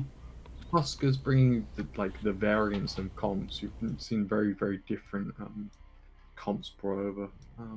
That's probably been the most impressive, just how you're flying these different ones. Although maybe they're not most technically challenging, and a lot of just point and shoot. But I'd say that's probably the most impressive, just for me, from a theory point standard. I didn't have electronic warfare drones on my overview, that's why I missed them. What about you, Mystic? Who's impressed you tonight? That's a good question. I like what Kausif has been doing, I guess.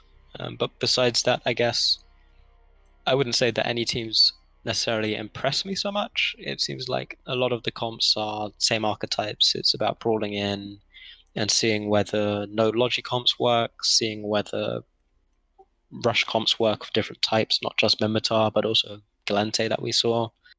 The use of MJDs is probably going to be Wingnut's favorite thing. I'm not sure if he's watching this or not, but someone might want to send him a clip of that because he's been asking for it for the last 4 months or so.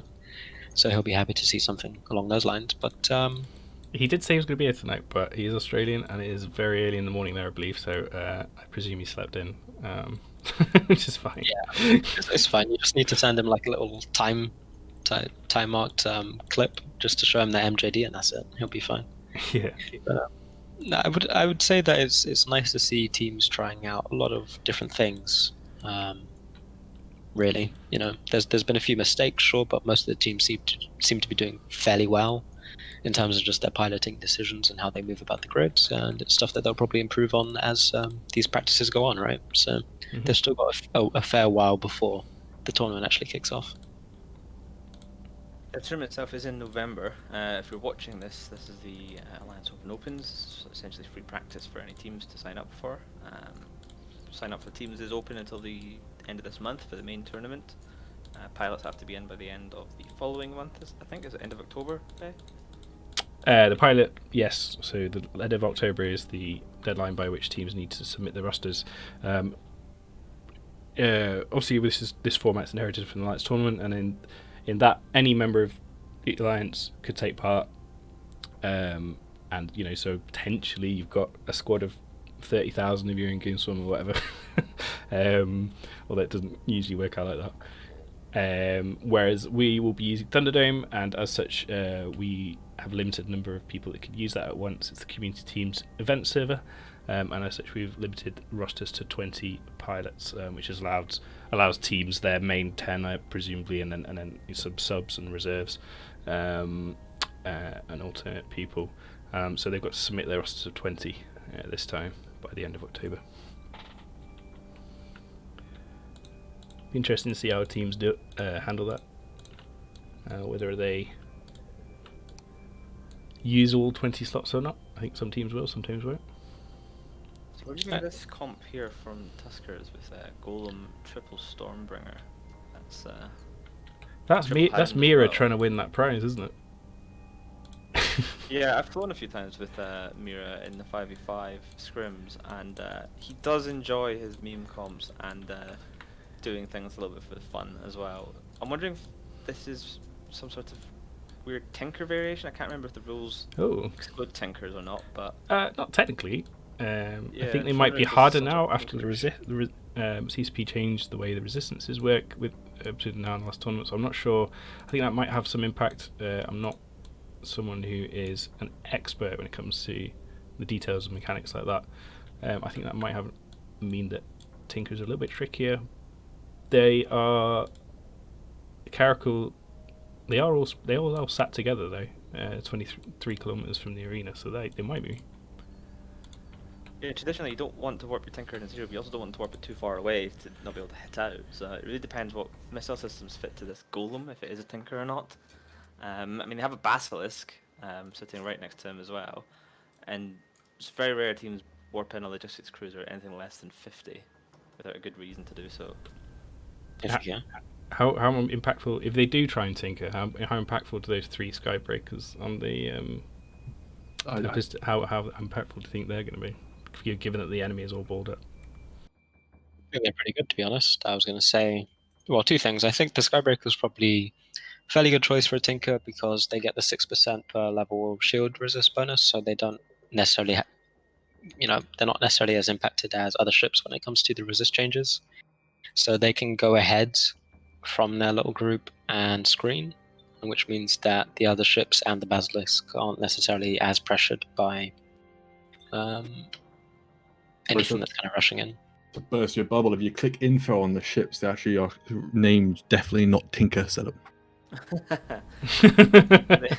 see the map being away. Yeah, I see Mm. lots of cap transfers on that Basilisk, so we do indeed have a Tinker setup here as they all ball up in the middle of the field. That Basilisk is taking a lot of damage, but he's got plenty of cap coming in from all of his cap-friendly buddies around him.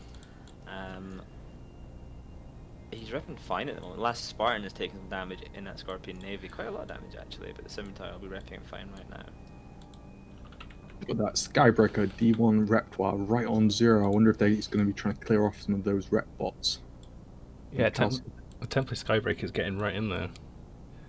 So that's one of I think the problems that we're going to see in this kind of setup is that they don't have any tackle that's necessarily going to go out to pin targets down. So the Scorpion Navy issue that's being shot at the moment is just burning as far away as he can from the red team, which means that sure, while the red team may not be pressured as much by that Scorpion Navy issue, I don't think they managed to kill it in the time it takes for it to burn to the edge of their range.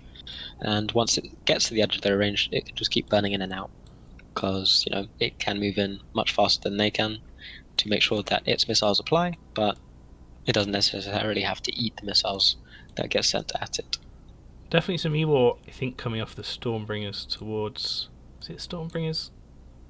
Or maybe it's that Hound. Some Damps possibly coming out towards the Templars team. to mitigate some damage. I guess with the with those Stormbreezers, you potentially got a couple of mid slots free. Yeah, So you were right. interestingly, this Skybreaker and Tempest has tackled the Basilisk and it's just kind of orbiting him. Oh, now he's peeling off. But I guess they haven't brought the Zap weapons because he was sitting there in a cloud of rep bots doing very little other than tackling a Tinker Basilisk, which doesn't really move anyway. And if he had the Zap thing, he could have been working through those drones the whole time he was sitting there. But obviously they chose to bring probably a Neuter and Nose instead. But Yeah, the Basilisk is touching armor actually. I'm not quite sure what that uptick in damage was. You can see that it keeps getting volleyed for half his shields. Rapid lights, I guess. Potentially. I mean, I'm looking at its 2 caracals, so perhaps they reloaded and were able to sink volleys there, and temporarily get through to the armor hit points. Bomb is out right now. Tusker Bomb. Oh, interesting. Shrapnel bomb there, heading towards. That's It's going to take out a insane. bunch of shield maintenance bots Yeah, there. it is. No, he's just overshot. about clipped it, yeah. Uh, No, Oh, no, he's you got a took bunch a of few them. out. So Yeah, if they it- hadn't pulled those drones in, they would have been fine. So they killed themselves there, to be fair. That To be Sledman fair, looks it's very hard if you see a bomb out and to just instinctively not pull your drones and think, where is the bomb? Yeah, it depends how it's communicated. If someone just shouts bomb, bomb, bomb, watch drones, then you probably fuck your own drones over. But if interesting someone one communicates, Is we had a guy play in one of our tournaments while flying from an airport. Now, if he was FCing and having to call Oh, bomb yeah. while he was sitting on his laptop at an airport, this could have gotten horribly wrong for him. There's a second one going out there now. Oh, the Basilisk is going to go down if he doesn't rep soon. Oh, he just got a rep off there. He's getting chunked again. that one was Something- better placed. Yeah, they cleared a bunch of rep bots off the Scorp Navy there. They hit some on the Sleipnir as well, half. It was just out of range of the rest. I But think Oh, the that's Bazzy's down. That's down. And that's pretty much it. If you've ever watched a Tinker Comp before, once something goes down, it I just mean, kind of snowballs. Not You necessarily, say it's- that, but there's 2 Nighthawks and a Golem on grid, and this Slepner is struggling to stay alive. How often do Tinkers survive after their logistics ship goes down? Not very long, usually. Yeah, things like the Triple Hounds will just disappear now, probably. did they just bomb again? I just saw that. I missed it. Both of the Nighthawks took damage at the same time, same amount, but I don't see any bombers on the blue team, so kind of curious where that came from. I don't have bombs on No, the it got- overview, actually. Hound's been just evaporating right now. First one going up, down. First town down, second town taking damage. Yeah, I think you're probably right. This is going to be a quick mop up now. I'm glad the Tinker didn't win. I hate Tinkers. So, I'm kind of glad this didn't work out for Tuskers, to be honest. Do you remember the Bomber Tinkers of AT13? Oh, yeah. Was it Shadow Cartel who was really good at that? Yeah, Shadow Cartel did it. And, I remember we nicked it from Shadow Cartel in the practice and deployed it as well. And we got to the reverse tie-dye against another Bomber Tinker, and it went for like 15 minutes. Shout out to 3 Tiers, who's in chat. One of my favourite Eve streamers at the moment. He does a lot of solo and like duo roaming PvP. So yeah, shout out. Thanks for tuning in, dude. We've just seen the last of those 3 hounds just drop down. But the Golem and Scorpion Navy hugging each other right now. The team's out there with smart bombs on. Ah. So the Slepner did die. Interesting. Do you think he should? Did you think he needed to come in close to kill the Bazzy? Was that necessary?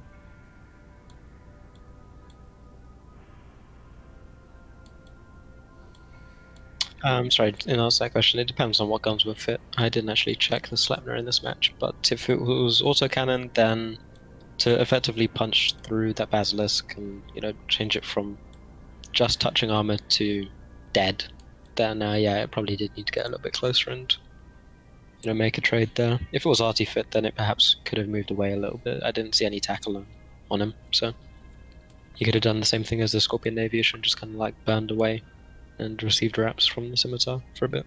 Yeah. The Golem's hanging in there. He's tanking pretty hard right now. Assuming he's got a good tank fitted to him. Taking a lot of damage. Oh, he's Although taking the- through armor now. Although the Marauders can't have their Bastion, they're still pretty hefty ships, especially with that T2 resistance they've got compared to the rest of the ships. Now they've had the shield resists and armor resist nerf. Mhm. It's still tanky.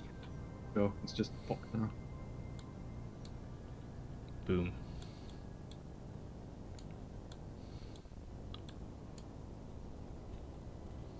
I was going to say, it's kind of curious that the Sleipnir crumpled when it did, when they still had the Scimitar alive. I'm not sure where the Scimitar was on grid at the time, because I didn't actually get to pay too much attention to it. But the Scimitar does seem to be sitting a fair way away from the rest of his ship. So the Stormbringer, which am I trying to look at? The Scorpionavia issue, I think?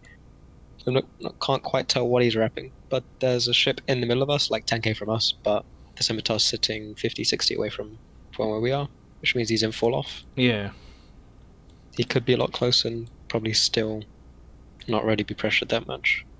I think he's pretty relaxed right now. Maybe he's not performing as optimally as he could be because the team's pretty confident it's won. Took good fights in Tuskers, in local there from Tuskers. The Tinker died.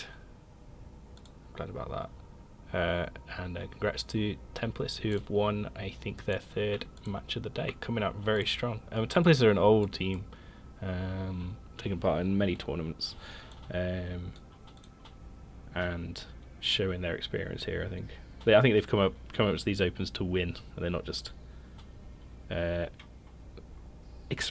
using very experimental comps like potentially Mira is here. Yeah, I mean, you're seeing different things from different teams. Some teams have come to win a bit of Plex and also get some practice in. Some teams are trying some weird, wacky shit just to see what works and what doesn't in a open environment. Maybe trying to influence the meta a little bit as well by bringing things that look good, and outperforming perhaps some of the newer teams, so that other teams think, hey, that worked against that matchup, and then finding that it doesn't necessarily work so well when they try it. So there's a number of reasons to turn up to an open. Can't say for which reason specifically some of the teams are here, but no, it's nice to see a variation in the setups that we're seeing. Yeah, it's a good way to build sort of team coordination and communication to turn up these sort of events. And also, there is an element of which I find is useful. You can practice in the bubble with a practice partner or two continuously, but there's something about being streamed, being live, having 200 people watch your mistakes, which adds an extra little bit of pressure, which is good to practice, I think. This is not, it's just pretty casual, it's pretty fun. If you make a mistake, no biggie, but if your mistake gets broadcast to 200 people and your teammates get to call it out, there's a little bit of extra pressure there, which I think is good to practice for, particularly for newer teams if we're getting ready for the tournament. Yeah, that's potentially true. I was going to ask Ithaca, if he's still here, what his thoughts and opinion on that would be, given the fact that I know when we used to practice together in the same team, the criticism that you would get is quite harsh, to be fair, if you fuck up. Sorry, you're cutting in there. Can you say that last bit? I was just saying that I think the criticism that you would get in like a team and you're doing kind of localized training with a practice partner is probably a little bit more than you probably get in an open, just because the nature of the setups and you're actually trying to perform at your best. So I don't know. Well, if your opinions of that also reflect mine, given the fact that we trained and vaulted together for a little bit. Yeah, I mean, it's a mixed bag. Like opens like this are always fun because you get to see some of the more off the shelf kind of like wild card setups you might not expect. Whereas when you have a practice partner, a dedicated practice partner, you can get this sort of dedicated like formulaic testing. You can be like, okay, we want to test this, we want to test that, and you can agree with each other that you're going to bring these kind of things and see how they perform against each other. And although that's not quite as exciting as just playing every match trying to win, you can learn an absolute load more about how a comp performs against various different matchups, and it just gives you more knowledge on how your ships and your people actually kind of function as a team. And I think that's super important and one of the best parts about having a dedicated practice partner. The danger is, like you say, you kind of sometimes end up in a bit of a vacuum, and you can almost metagame yourself into thinking that something is good when it's not, or missing something completely because it just doesn't come through your particular meta. Yeah, I think that's something important to kind of have that as well. And I think Bay kind of touched on that as well, is that going to the Open, you get so many different ideas as well because you're not trapped in a bubble when you're practicing. So there's a number of different avenues through which like different setups can come through to you. You lose potentially to a setup that you didn't think about or expect, and then you start exploring those options as well. So I think Opens is a pretty good way for teams that perhaps don't have as much experience or haven't played as much on TQ, because I know that you'll have some returning players coming back from long breaks to take part in the tournament. It's a good way for them to get to grips with some of the ship changes and stuff like that, which have taken place over the last little bit. It's also just really good for experience for like teams with newer pilots who just maybe don't have the same level of experience as some of the more, you know, storied teams. Just be able to get in as a unit and practice and play together and, you know, learn about communication and target calling and, you know, positioning and stuff. That's not something you can just sort of, you know, learn by yourself. It's something that comes with practice, and you know, that's not to be underestimated. Just the sort of mechanical practice. If you think about it, it's also like an audition in a way for some of the newer teams when they're trying to find partners. If they perform well in an Open and show some form of creativity and, you know, are a difficult matchup, perhaps, in the way that they fly, then it will be easy for them, I think, to find some practice partners that people would quote unquote call good, I guess. So yeah, it's I think an important step for many of the teams, even the older teams as well, perhaps Who are to probably kind rusty. of take. Yeah, exactly. And I like the concept of being able to just slightly manipulate the meta by like an experienced team bringing something that's kind of a bit off a lot at an open practice type thing, and then trying hard, like playing really well to win in matches that they don't really have any right to win, to make people think it's a much better comp than it actually is, and then turn around and not use something like that in the actual tournament itself. Like that's definitely something that can happen. Probably has happened in the past. Yeah, for sure. Like, I mean, I know when I was part of a less experienced tournament team, we got a lot of our comps from sort of doing practices with other teams, and we would bring something that we kind of thought up, and it would just get demolished by another comp by a more experienced team that we used to practice with Shadow Cartel, and then we'd learn from them like, hey, that's actually a really good comp, and we take that and we kind of practice with it ourselves, and you know, it's really important for the teams that don't have the kind of depth of knowledge, which is not common. That some teams have, like, you know, people like the Volta team, the Tuskers team, you know, they have a lot of knowledge, but you know, other teams don't necessarily have that, and they have to get it somehow. Does that often then lead to, you know, one fairly strong theory crafting team bringing a comp, but then realizing people are probably going to start copying it, and then do they have the counter for that comp ready up their sleeve? Do they have the aces there? I mean, some teams probably would do that. I'd imagine that those heavy theory crafting teams will have practice partners, and they will avoid bringing comps that they think are, you know, really good kind of special comps to opens. Like, they will bring more wild comps that they want to test that are more unpredictable against unpredictable opponents, and they'll test the, you know, the actual comps that they want to play with in the tournament itself with an actual practice partner. So, first time I think we've seen a Leshak in Opens. At 25 points, do you think they've made a good selection? Find out. I mean, It's going up against another Rush team by the looks of it. So, is it going to be able to get its spool up? I mean, it should do, because they've got Kronos as well. There's a heavy point investment there between the Kronos and the Leshak. Okay. Yeah. Quick question. So, Sure. someone who's a bit shy and doesn't want to say anything in the chat. Yeah. He's a really shy guy. He asked if you could remove the crosshairs from the reticles. Oh, how to do that? I think it's just in the options. I'm not sure. Good point, actually. It does help me move the camera, though. I do find them a useful reference point. Yeah, for understanding what you've selected. Like, Yeah. if I was just doing the camera and I wasn't, like... I think it's under overview settings, but I think whatever is easier for you is probably better. I think shy guy I'll who's now piping up in the chat.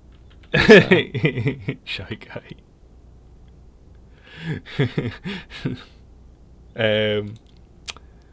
I'll fiddle about that later and I'll try it out for next week.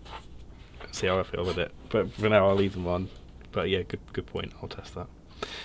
So it does look like they're ready. I'll just ask the teams if they're ready, and hopefully see some explosions. I really want to see like the Shacks pull up on those Hyperions and just cut them in half.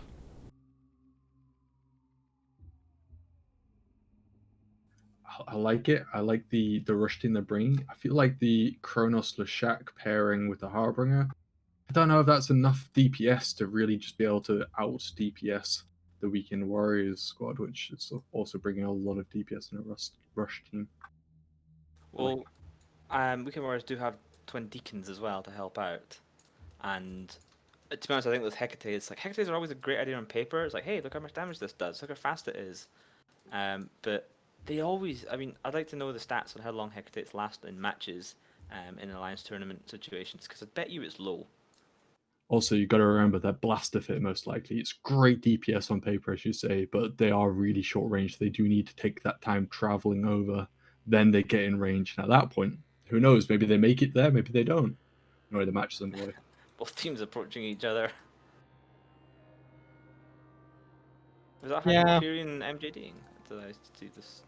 He is. He's Hyperion's MJD behind the Weekend Warriors team. He's just jumped up behind, along with his buddy in the Brutix Navy and the Brutix. They've all MJD'd behind everybody else. I'm not 100% sure why.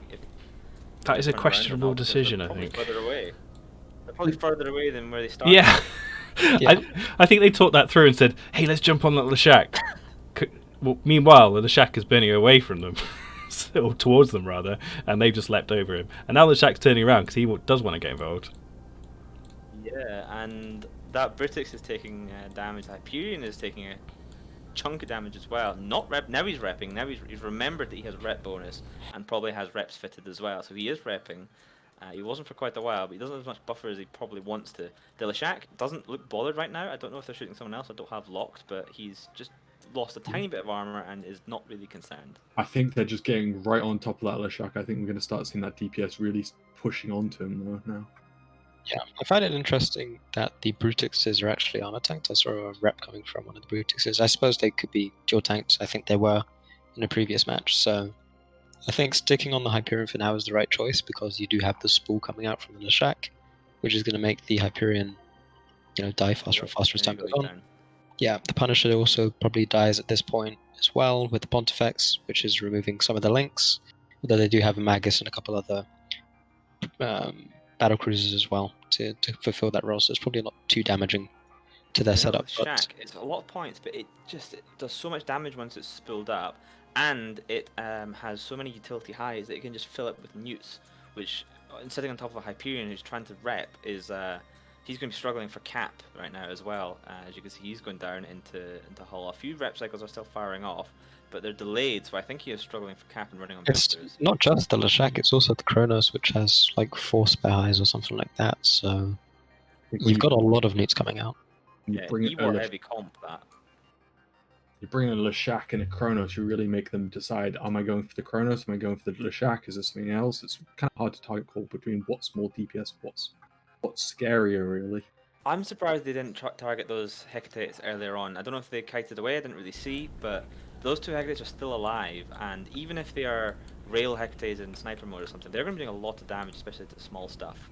So, in answer to that, I'm just watching where Jack was, and he was below the entire group by about 30 kilometers, I think, just not doing much from where he was, but he began to burn him once that second Hyperion died.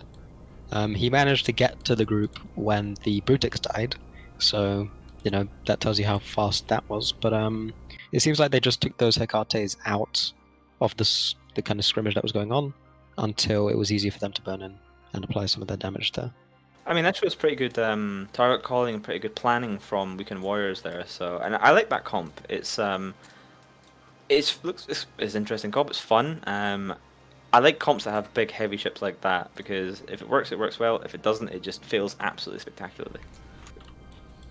I don't know why I locked the Breed 6 up twice. I apologise for that. I saw that and I was looking at my overview trying to figure it out. Yeah, I just realised I just done it out of habit. We're 2 hours in nearly, so I'm getting a little bit tired. Sorry about that. I don't know how Biohazard does this for 6 hours straight when we do a tournament. It's the tournament guys who do these long shows, Bio, EQ, like who've streamed for us before, just like being able to do this for 6 hours straight without making many mistakes is pretty impressive. They talk less, right? They do So talk a lot less, yeah, so- and they're not refereeing and moving teams into the arena stuff. So, yeah, I'm not delegating as much as I normally do for these shows for sure. But this is kind of a bit of fun for me on a Saturday night. This is I genuinely love watching these teams scrim, seeing what they're bringing, and so this is why I'm doing this, just for a bit of Saturday night fun. So yes, we'll head to the next arena, which is so congratulations to Weekend. And we're heading back to Field of Dreams for last time. So it's going to be the last match versus Rote versus Test. Interesting setups already. Ah, But I'll wait for you to land. Great. Yeah, I'm just landing in a second. No, go ahead and talk about it if you want to. Yep. I mean, it's stuff that we've already seen today. You're going to see Typhoons, you're going to see Skybreakers, you're going to see Sleipnirs. So nothing too surprising. We're going to see a Raptor, I think, for the first time. But I think that is the only new ship on the grid that we haven't seen today. So it's going to be more of the same, I think, from what we're seeing. The Sleipnirs are autocannon fit, so they'll be trying to brawl in, get on top of those Typhoons, do as much damage as they can. But it is important to note that there are 3 Typhoons on grid. So they haven't gone for Typhoon fleet issues this time. They've gone for triple battleship setup with a few support cruisers in the form of Caracals, Scimitar. Sorry, wait, what the fuck? So, Geo Typhoons, I guess? Yeah, like you. I mean- heard that thought process as it happened there. Yeah, I mean, they're not a completely horrible shield ship. Like, you can fly them on TQ and a kind of like small gang setup as shield pretty effectively if you really want to. So Sure. maybe they're trying to translate that across the tournament. Rote Capel, obviously, like they kind of do a lot of that sort of smaller to medium fleet warfare. So I don't know whether or not they use them as a comp on TQ or sort of comp doctrine rather. But I mean, yeah, like you're not making useful the mid slots that you do when we for control modules when they're armor fit. Yeah, I think that their goal then, given their setup, would be to burn away as much as possible and just dump damage into, I guess, I don't even know if you can kill the Scimitar really. With 3 Typhoons, you've got some rate of fire bonuses and some application bonuses with like cruise missiles, for example. I'd still probably expect that they go maybe rapid heavies because you do get rapid heavy missile Pretty sure rate they're of fire cruise. bonuses. From the looks of it, they look Yeah. like they're cruise foons. The Caracals. That's why I was Okay. going to say that I think it's difficult that they kill a Scimitar. I mean, 'cause they don't have they got Hyena there, which is gonna really help them Hyena apply to and the Scimitar, but not Test team have multiple sweeples. Let's just remember that. And Aguila. If the rat- if the press rat- F to delete. if the Raptor goes straight in, gets a web, and the Hyena overlays its painter, combined with the volleys from the Caracals, can they just delete the Scimitar? The Raptor dies immediately once it gets Raptor does not tackled. survive that. But yeah, like the thing is, to burn in and get tackled on the Scimitar, you burn away from your Scimitar, right? And shield reps, they have the optimal range, the fall off issues. They do apply at the beginning of the cycle, but I believe they are longer cycles than armor reps anyway, by like 2 seconds. So I'm not sure. I guess the Hyena should be burning with the Typhoons and just webbing the Sleipnirs off when it can. But there's nothing else that can really screen for the Typhoons when they're burning backwards. You've got the Stalk, but you probably don't want to lose that immediately because it's one of your only sources of links. Your only source of links, actually. I mean, Caracals are not screening. what about you just take your Caracals and you have them overheat volleys on these peoples and just try and get rid of as much tackle as possible as quickly as possible, and then deal with the big stuff. Like if you The split your issue is- damage, then you pressure that Scimitar lock. So get your Typhoon shooting the big stuff, get your Caracals and the small stuff, and give that Scimitar a lot of work to do.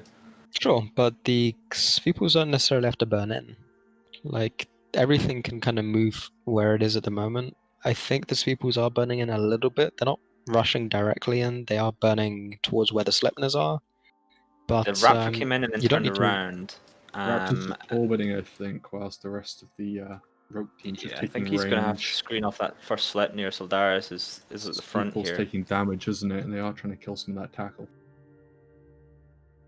They're going to have to be very careful about the arena boundary here because the Scimitar's already past Ooh. 100 and going fast. Oh, he's going to boundary. In one. And it is in, 110. we don't have an arena boundary, so he's turning. 120. Yeah, you got Playing- close there. Playing the danger game there. Rogue got pretty good pilots, so hopefully they don't all boundary. They're all turning down now, which is nice. But you know, I do give the win to any team whose opponents do boundary because you can't calculate what would happen if they didn't. Like if that Scimitar had gone to 130 and carried on repping, that could have changed the whole course of the match. In a normal tournament situation, he would have instantly exploded and could have had a very. But they are different playing outcome. a dangerous game though. They are within Gravely's gonna Typhoon. go out. Typhoon is about to go Gravely's out. out. 125 from me. Ooh, 126. 120 has actually boundary. Let me just give him a benefit of the Mordred's doubt because also there could be a gone. couple of Mordred. kilometers in it. No, he is 130 now. That Mordred's does, gone Oh, 100. and the Scimitar's 145. So I'm not going to call a match. Let's let it play out. But I'm not. If the Typhoons do win this match, I'm not going to give them the money because they did boundary, but and therefore. Scimitar did reach 150 on my screen. Oh, so did I would he? say Oh, that- wow. Okay. Yeah, oh, yeah. Yeah, He's still very much outside the race. Okay, so they've had multiple ships boundary. They haven't won the match, but let's see how it plays out. Interesting to I see the think- Saw going for that tackle straight on the hostile Scimitar, just going straight in for him and just no form of staying back there. It's interesting to see like Rolo and the Skybreaker not going to tackle the Scimitar when it's so far away from the rest of his team, because it means that the reps are so much more ineffective down there. It's poor Scimitar's piloting, about to go down. not just with. Yeah, it's poor piloting, not just with the. Okay, my blue team is actually your red team, so I was a bit confused there for a second. I was like, how is he dying? We at flipped this them rate? over. Yeah, but it's all good. It's poor piloting in a way, not just with the boundary, which we saw, but also being so far away when he could perhaps be a little bit closer and rely on his team to screen for him a little bit more. But then again, his team doesn't have much screen anyway, so. Typhoon's holding, which is Yeah. kind of surprising to me. He has got. They are going pretty fast, these Typhoons. You know, they're easily able to go over 1k a second. Probably, my guess is up to about 1500 overloaded, potentially with links. I don't understand what the Skybreakers are doing in this setup. So there are two Skybreakers, and I haven't actually seen them really tackle anything down. It looks like they're just shooting things, There's which is Yeah. Questionable.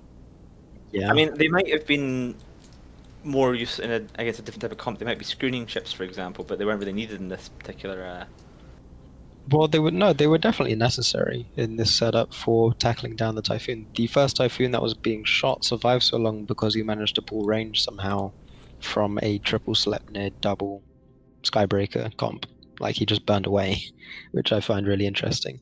The second Typhoon that we saw get shot died immediately because it had everything applying all of its damage at once. So I think if you kill that first Typhoon in the first 30 seconds, instead of letting it burn around, the Sleipnir isn't even in structure by the time that it dies, right? So I don't know. I think it's just like slight misplays from test team here, but in comparison to the other team I right like- here, I like Rote's idea, but they did delete that Scimitar in the end. There wasn't much Tess could do about it. It took them a while. I think had they not boundary violated, I don't know. Yeah, Why these like fast kiting comps in the Alliance tournament with that boundary? Because I mean, they did so well to start turning away from it, but it's just so easy to forget that it's right there. And if you go across it and you join Casper 24 and many others like Elise Randolph in that Boundary Hall of Fame. I'm pretty sure it's not going to be possible, and it's not something I've asked for. But if it was possible that we could have an arena boundary that is similar to the Proving Grounds one, where the damage goes up incrementally the further you go over the line, or is it inflicts rather than just instantly killing a ship because you across boundary, you go over it does a little bit of damage, the further you go over it does more damage.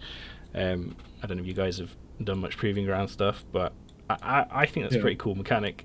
I'd like to see it certainly experimented with in a tournament type format. Definitely. I think that just the induction of it, it's really made a big difference to a lot of people. Like, I know with some of my guys, we literally, as soon as the Abyssal stuff came out, we just went in there, just practiced manual piloting. Just because it adds that extra element that you can't really get in any other format when you're playing this game. You know, it's in the AT or it's in that now, but it was fairly on its own everywhere else. If you fly 50k out the way the wrong way, probably aren't going to make a big difference to you. Yeah, so Rokapel seemed to be pretty sure in local that they would have lost that fight even if they hadn't boundaried. The fight's still continuing, just I guess for testing purposes, but they were not able to keep their ships within the lines basically. And GFs are appearing in local. So we just jumped up to about 1,000 viewers briefly. I'm assuming we got a raid from someone, but I don't really know who. But thank you. Blimey, And thank for you. those of you who joined, this is the Alliance Opens. This is a new tournament that we're running in November. It's based on the Alliance tournament. It's 10v10 Alliance based. You can sign up your Alliance if you're the Alliance Executor. The website I will drop in. It'll be from Imperium News. Hello. So this is the, like I say, it's the Alliance Opens. The Imperium, the Gunswarm team are in. We look forward to seeing them. It's a 32-man team. Hundreds of billions of ISK so far in prizes. Still, sign-ups are open for the next 2 weeks or so. So make sure you check out our rules, tell your friends, get together, form a team, enter, and maybe you too can be having glorious combat in space. Something I have noticed from the sign-ups so far, distinct lack of PanFam teams. Whereas I think Imperium have got 3 teams in so far. Don't know what's going on there. Do you think Imperium... PanFam are afraid to risk their reputation. I'm calling them out, right? I say that, we've calling got them out. Fraternity. I don't know whether or not politically you slot them in with PanFam. Fraternity have signed up. This is the And first sort of Alliance tournament-esque tournament they've been really able to compete in, because when they kind of all joined the Tranquility server, Alliance tournament proper was stopped. So this is them all being like, oh my god, it's finally time we can compete. I think they were looking forward to this. And explosions are guaranteed. Yes. excellent. I tabbed over, but before I did, I knew that was going to be Thekla. Good to see you. Yeah, we're just doing essentially open practices for now for the teams that are signed up. Winning team of each match gets 100 plex, just a little pot sweetener. So make sure you stick around and watch teams boundary violate left, right, and centre for 100 plex. This rogue team isn't giving up. They only have a hyena and a scimitar left, but this scimitar's like, I'm not dead yet. I'm keeping this hyena alive. His 2 drones will take out the enemy team. Is it 2 drones? I forget. Just as you say that, the hyena died sadly, but at least it's Yeah. good practice for the scimitar, maybe. Good practice staying alive. Yeah, I mean, some Alliance tournament matches previously have come down to winning on points. Quite a lot have come down to winning on points, but certainly there is situations where being able to just fly around the arena and stay alive is all you need to do to win. So it's good practice for that, I guess, while you're being chased. If you have a larger ship that is worth a lot of points, outnumbered by smaller ships that try and kill it. I mean, especially with the scimitar, being able to manual pilot around tackle is going to be, one of the most key things you can practice. Those logi ships being so essential when you can only bring, say, 1 scimitar to a match. Yeah. Keeping it alive and practicing that is fundamentals that really make a big difference between some of the good logi pilots that you hear tournament after tournament versus maybe some of the more inexperienced ones. I do believe we have got teams waiting in the other arena, so I'm sorry, Mordred. I'm going to cut you off. Good luck chasing, being chased around by Test for however long it's going to take you. But I'm going to warp over to the Sandlot now for the last match of the evening. Apologise for that, you're offended. But we are going to go and watch who we got next. Odin's Core versus Tuskers. So far, Tuskers have won only 1 match this evening out of 3, which kind of surprised me. But they are being experimental. Yeah. Exactly. This is a match. Stormbringers they keep bringing, I think, that makes the difference. And again here, and they're back. Maelstroms. They're back again. This one, yeah. this one from Odin's being a Drekavac, which is a comp they use a lot on the actual TQ server, I think, with Oneirus's. Probably ships that they're very used to. Obviously, it's a slightly different rule set with the T2 mods, but probably very familiar with these. A less informative segment from me is this match is probably going to be a shit show because you've got some drums coming in from the Tuskers team here, which will be interesting to see. You've got some tracking computers running on, how do you pronounce this, Carolus at the moment, so I assume all of them do. They'll probably be trying to apply as much damage as possible to those Dracovics while they're betting in, see whether they can get one of them down before they really get the chance to fire back, the weapons I think are especially favourable for them as well, as they landed about 70k from each other. So Is this a shield EOS that we're seeing from the Tuskers team? I don't know why I couldn't change the standings. I've done something weird here. I'm probably just done something a bit silly, but I couldn't change the standings for the other guys. So they are going to be reversed from what they are on the spreadsheet. So we're going to have Tuskers will be red on the stream. So this is kind of a roleplay matchup here because you have one side with 3 Edencom ships going up against the other side with 3 Triple Avian ships as they're bringing the 3 Dracovics. Maelstroms, wow. Okay. Yeah, I'm not convinced about Maelstroms as a ship. Do you want to explain? in general, really. Do you want to explain why the Maelstrom is a questionable ship for tournament play? Someone. So the Maelstrom is a questionable ship for a couple of reasons. One, it looks very good on paper. You can make very large numbers come out of it on Python EFT. You can get very good tank, you can get very good damage. Unfortunately, that stuff basically only exists on paper because you can kite a Maelstrom in a pause, for example. It just does not track very well at all. So if the enemy team are very kind and sit completely still, then you can just bang, bang, bang, remove the enemy team, job done, let's go to the pub. However, chances are they're not going to sit perfectly still, they are going to move, and that really just kind of throws a spanner in your plan with your Maelstroms right there. I don't know if anyone can refute that, but I've never seen Maelstroms do anything other than terrible. Yeah. Maybe, yeah.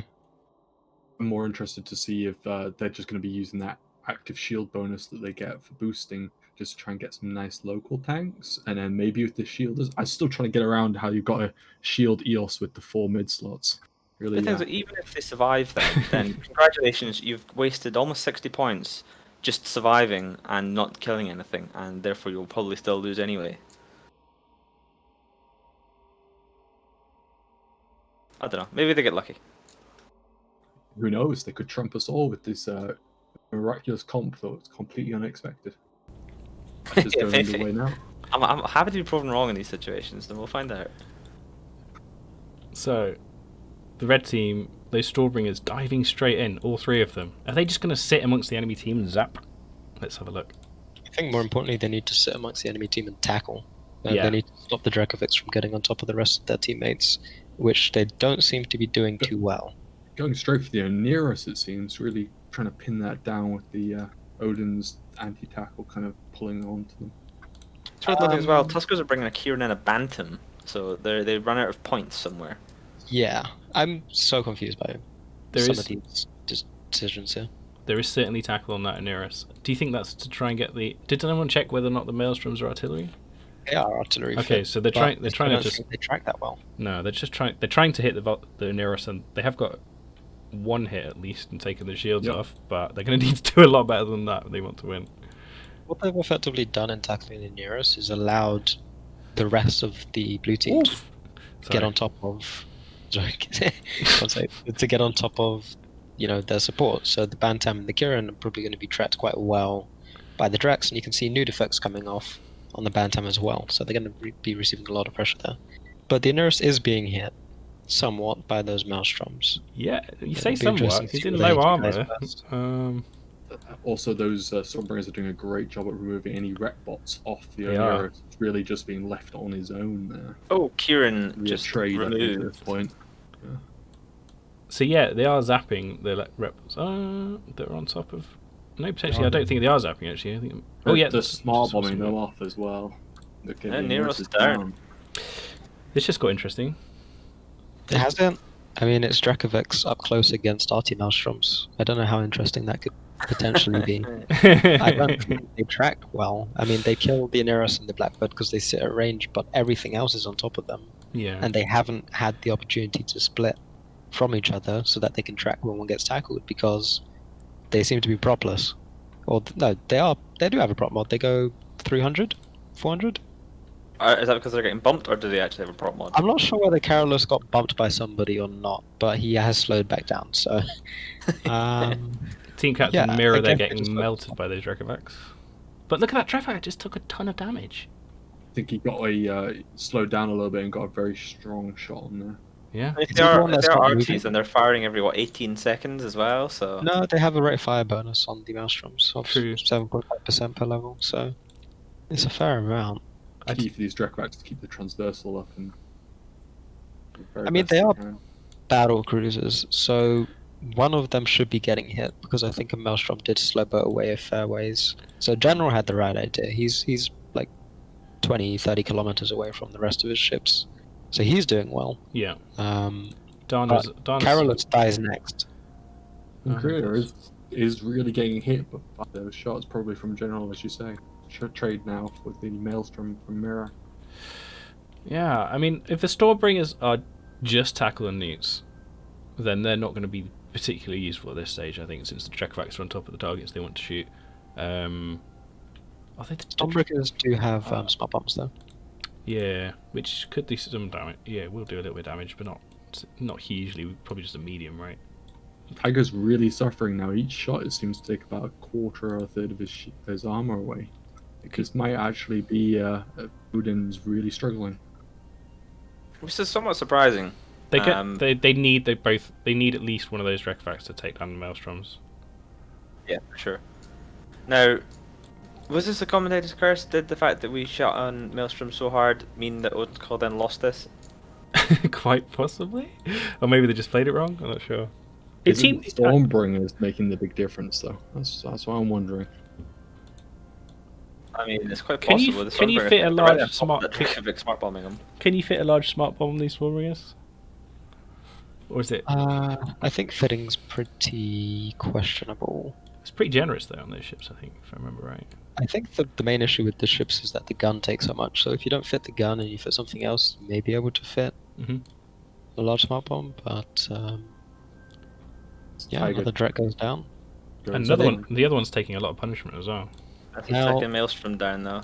Yeah. Yeah, they have a Drek in half armor and a Sacrilege versus a single Maelstrom and a Smart bombing Yeah. the Stormbringers. Yeah. Yeah, At this point, there's no so- excuse for that Dracovic to die. Really, he just needs to. You say that Or he Maelstrom. is solidly tackled by the Strawbringers, and the Maelstrom is going to hit him perfectly since he's big. Oh, he's just got bumped though.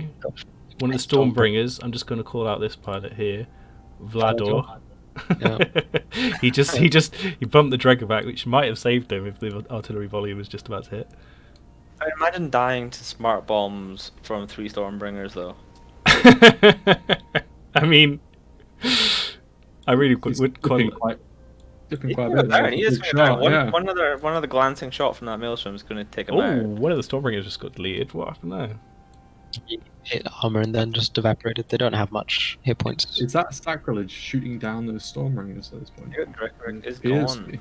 I think the Drek and the Sacrilege both were because they're both tackled. I think the Maelstrom's pretty safe where he is, and the EOS does a lot of damage, to be honest, with those sentries. So I don't think he's really going to be having too much of an issue with Sacrilege finishing. plus a Sveeple, would they have enough damage DPS to burn through a Maelstrom's tank, assuming he's got a full, XLASB that's fully loaded before the end of the match? I'm not sure. I mean, he could probably also burn over to one of his buddies' Rex if he's not heavily tackled and just sit on it so that way when that does get to that point he could scoop charges. I think possibly, however, at this point, it just looks that Sack is just so heavily tackled down. If it's a ham Sack, you might not quite have the range to put any pressure on that Maelstrom. It seems genuinely just like the Tuskers team have managed to kind of separate and pin down ships long enough that the single Maelstrom that they have will be able to win the day for them.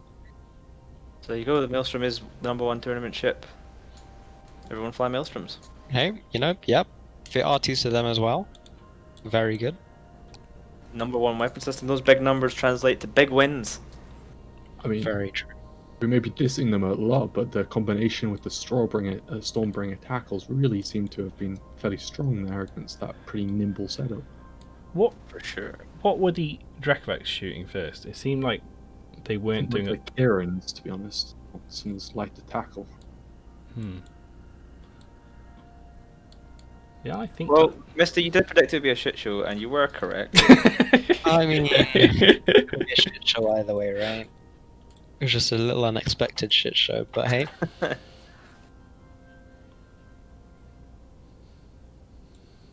I mean, is the Maelstrom hitting anything? I mean, there's people slowly dying, but I don't think the Maelstroms have got anything to do with it.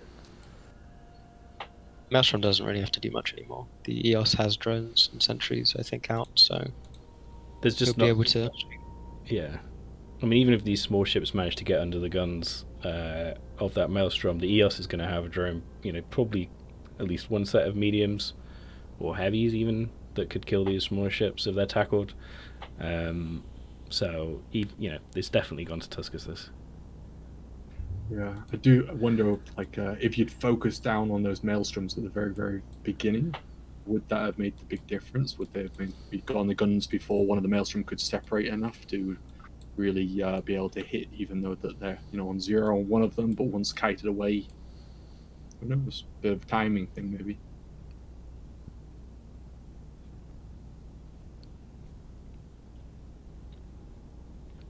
So we're just watching this match finish off. I don't know if they've called it in local. Doesn't look like they have yet. So thanks to all the team. This is going to be our last match of the evening. So let's have a look. Test winning 3, Tempest winning 3, Weekend winning 1, and Tuscans winning 2. Thanks for all the teams that are showing up. It's really fun to watch you. Thanks for the people who stuck around and watched. Really appreciate your support. If you, I think it's linked below if you want to head over to the Discord server and hang out, and you can catch more announcements about shows and things we're doing that are coming up, particularly the Alliance Open that we're running in November. Then yeah, I think we'll probably wrap up here. Still see the fight is ongoing. This Pontifex running around the grid, trying to stay alive. Thanks as well to the guys that have shown up here tonight. Lexi, Ancient Lexi, from Initiative, is it?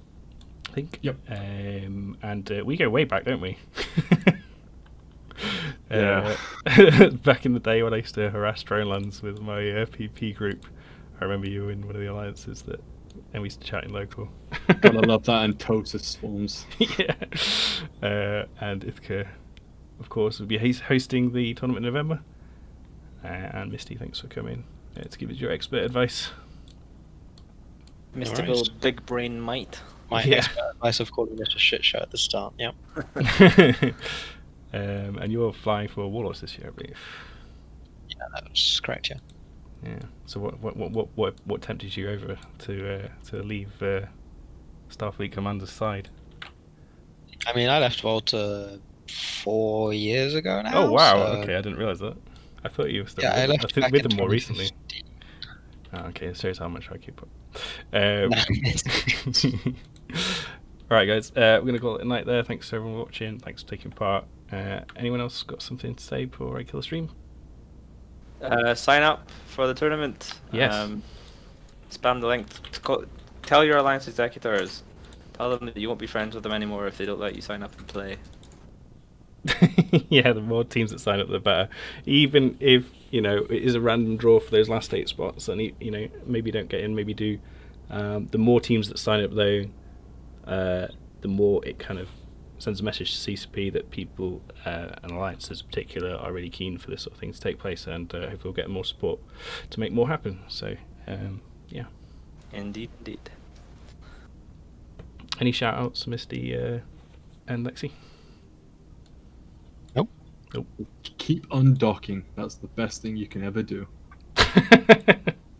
That's actually true, yeah. And actually, for the shy guy in chat, just push through it, buddy. You'll be fine. You can give suggestions in the chat whenever, Horus. So no worries. But apart from that, yeah. I will look at that. No I will look at that crosshair. That might actually make a good difference. I also want to get the brackets always on in space as well. I didn't have time to figure out that. I don't have that on TQ, so we probably should get there. Anyway, all right, wrapping it up, killing the stream, and thanks again for watching.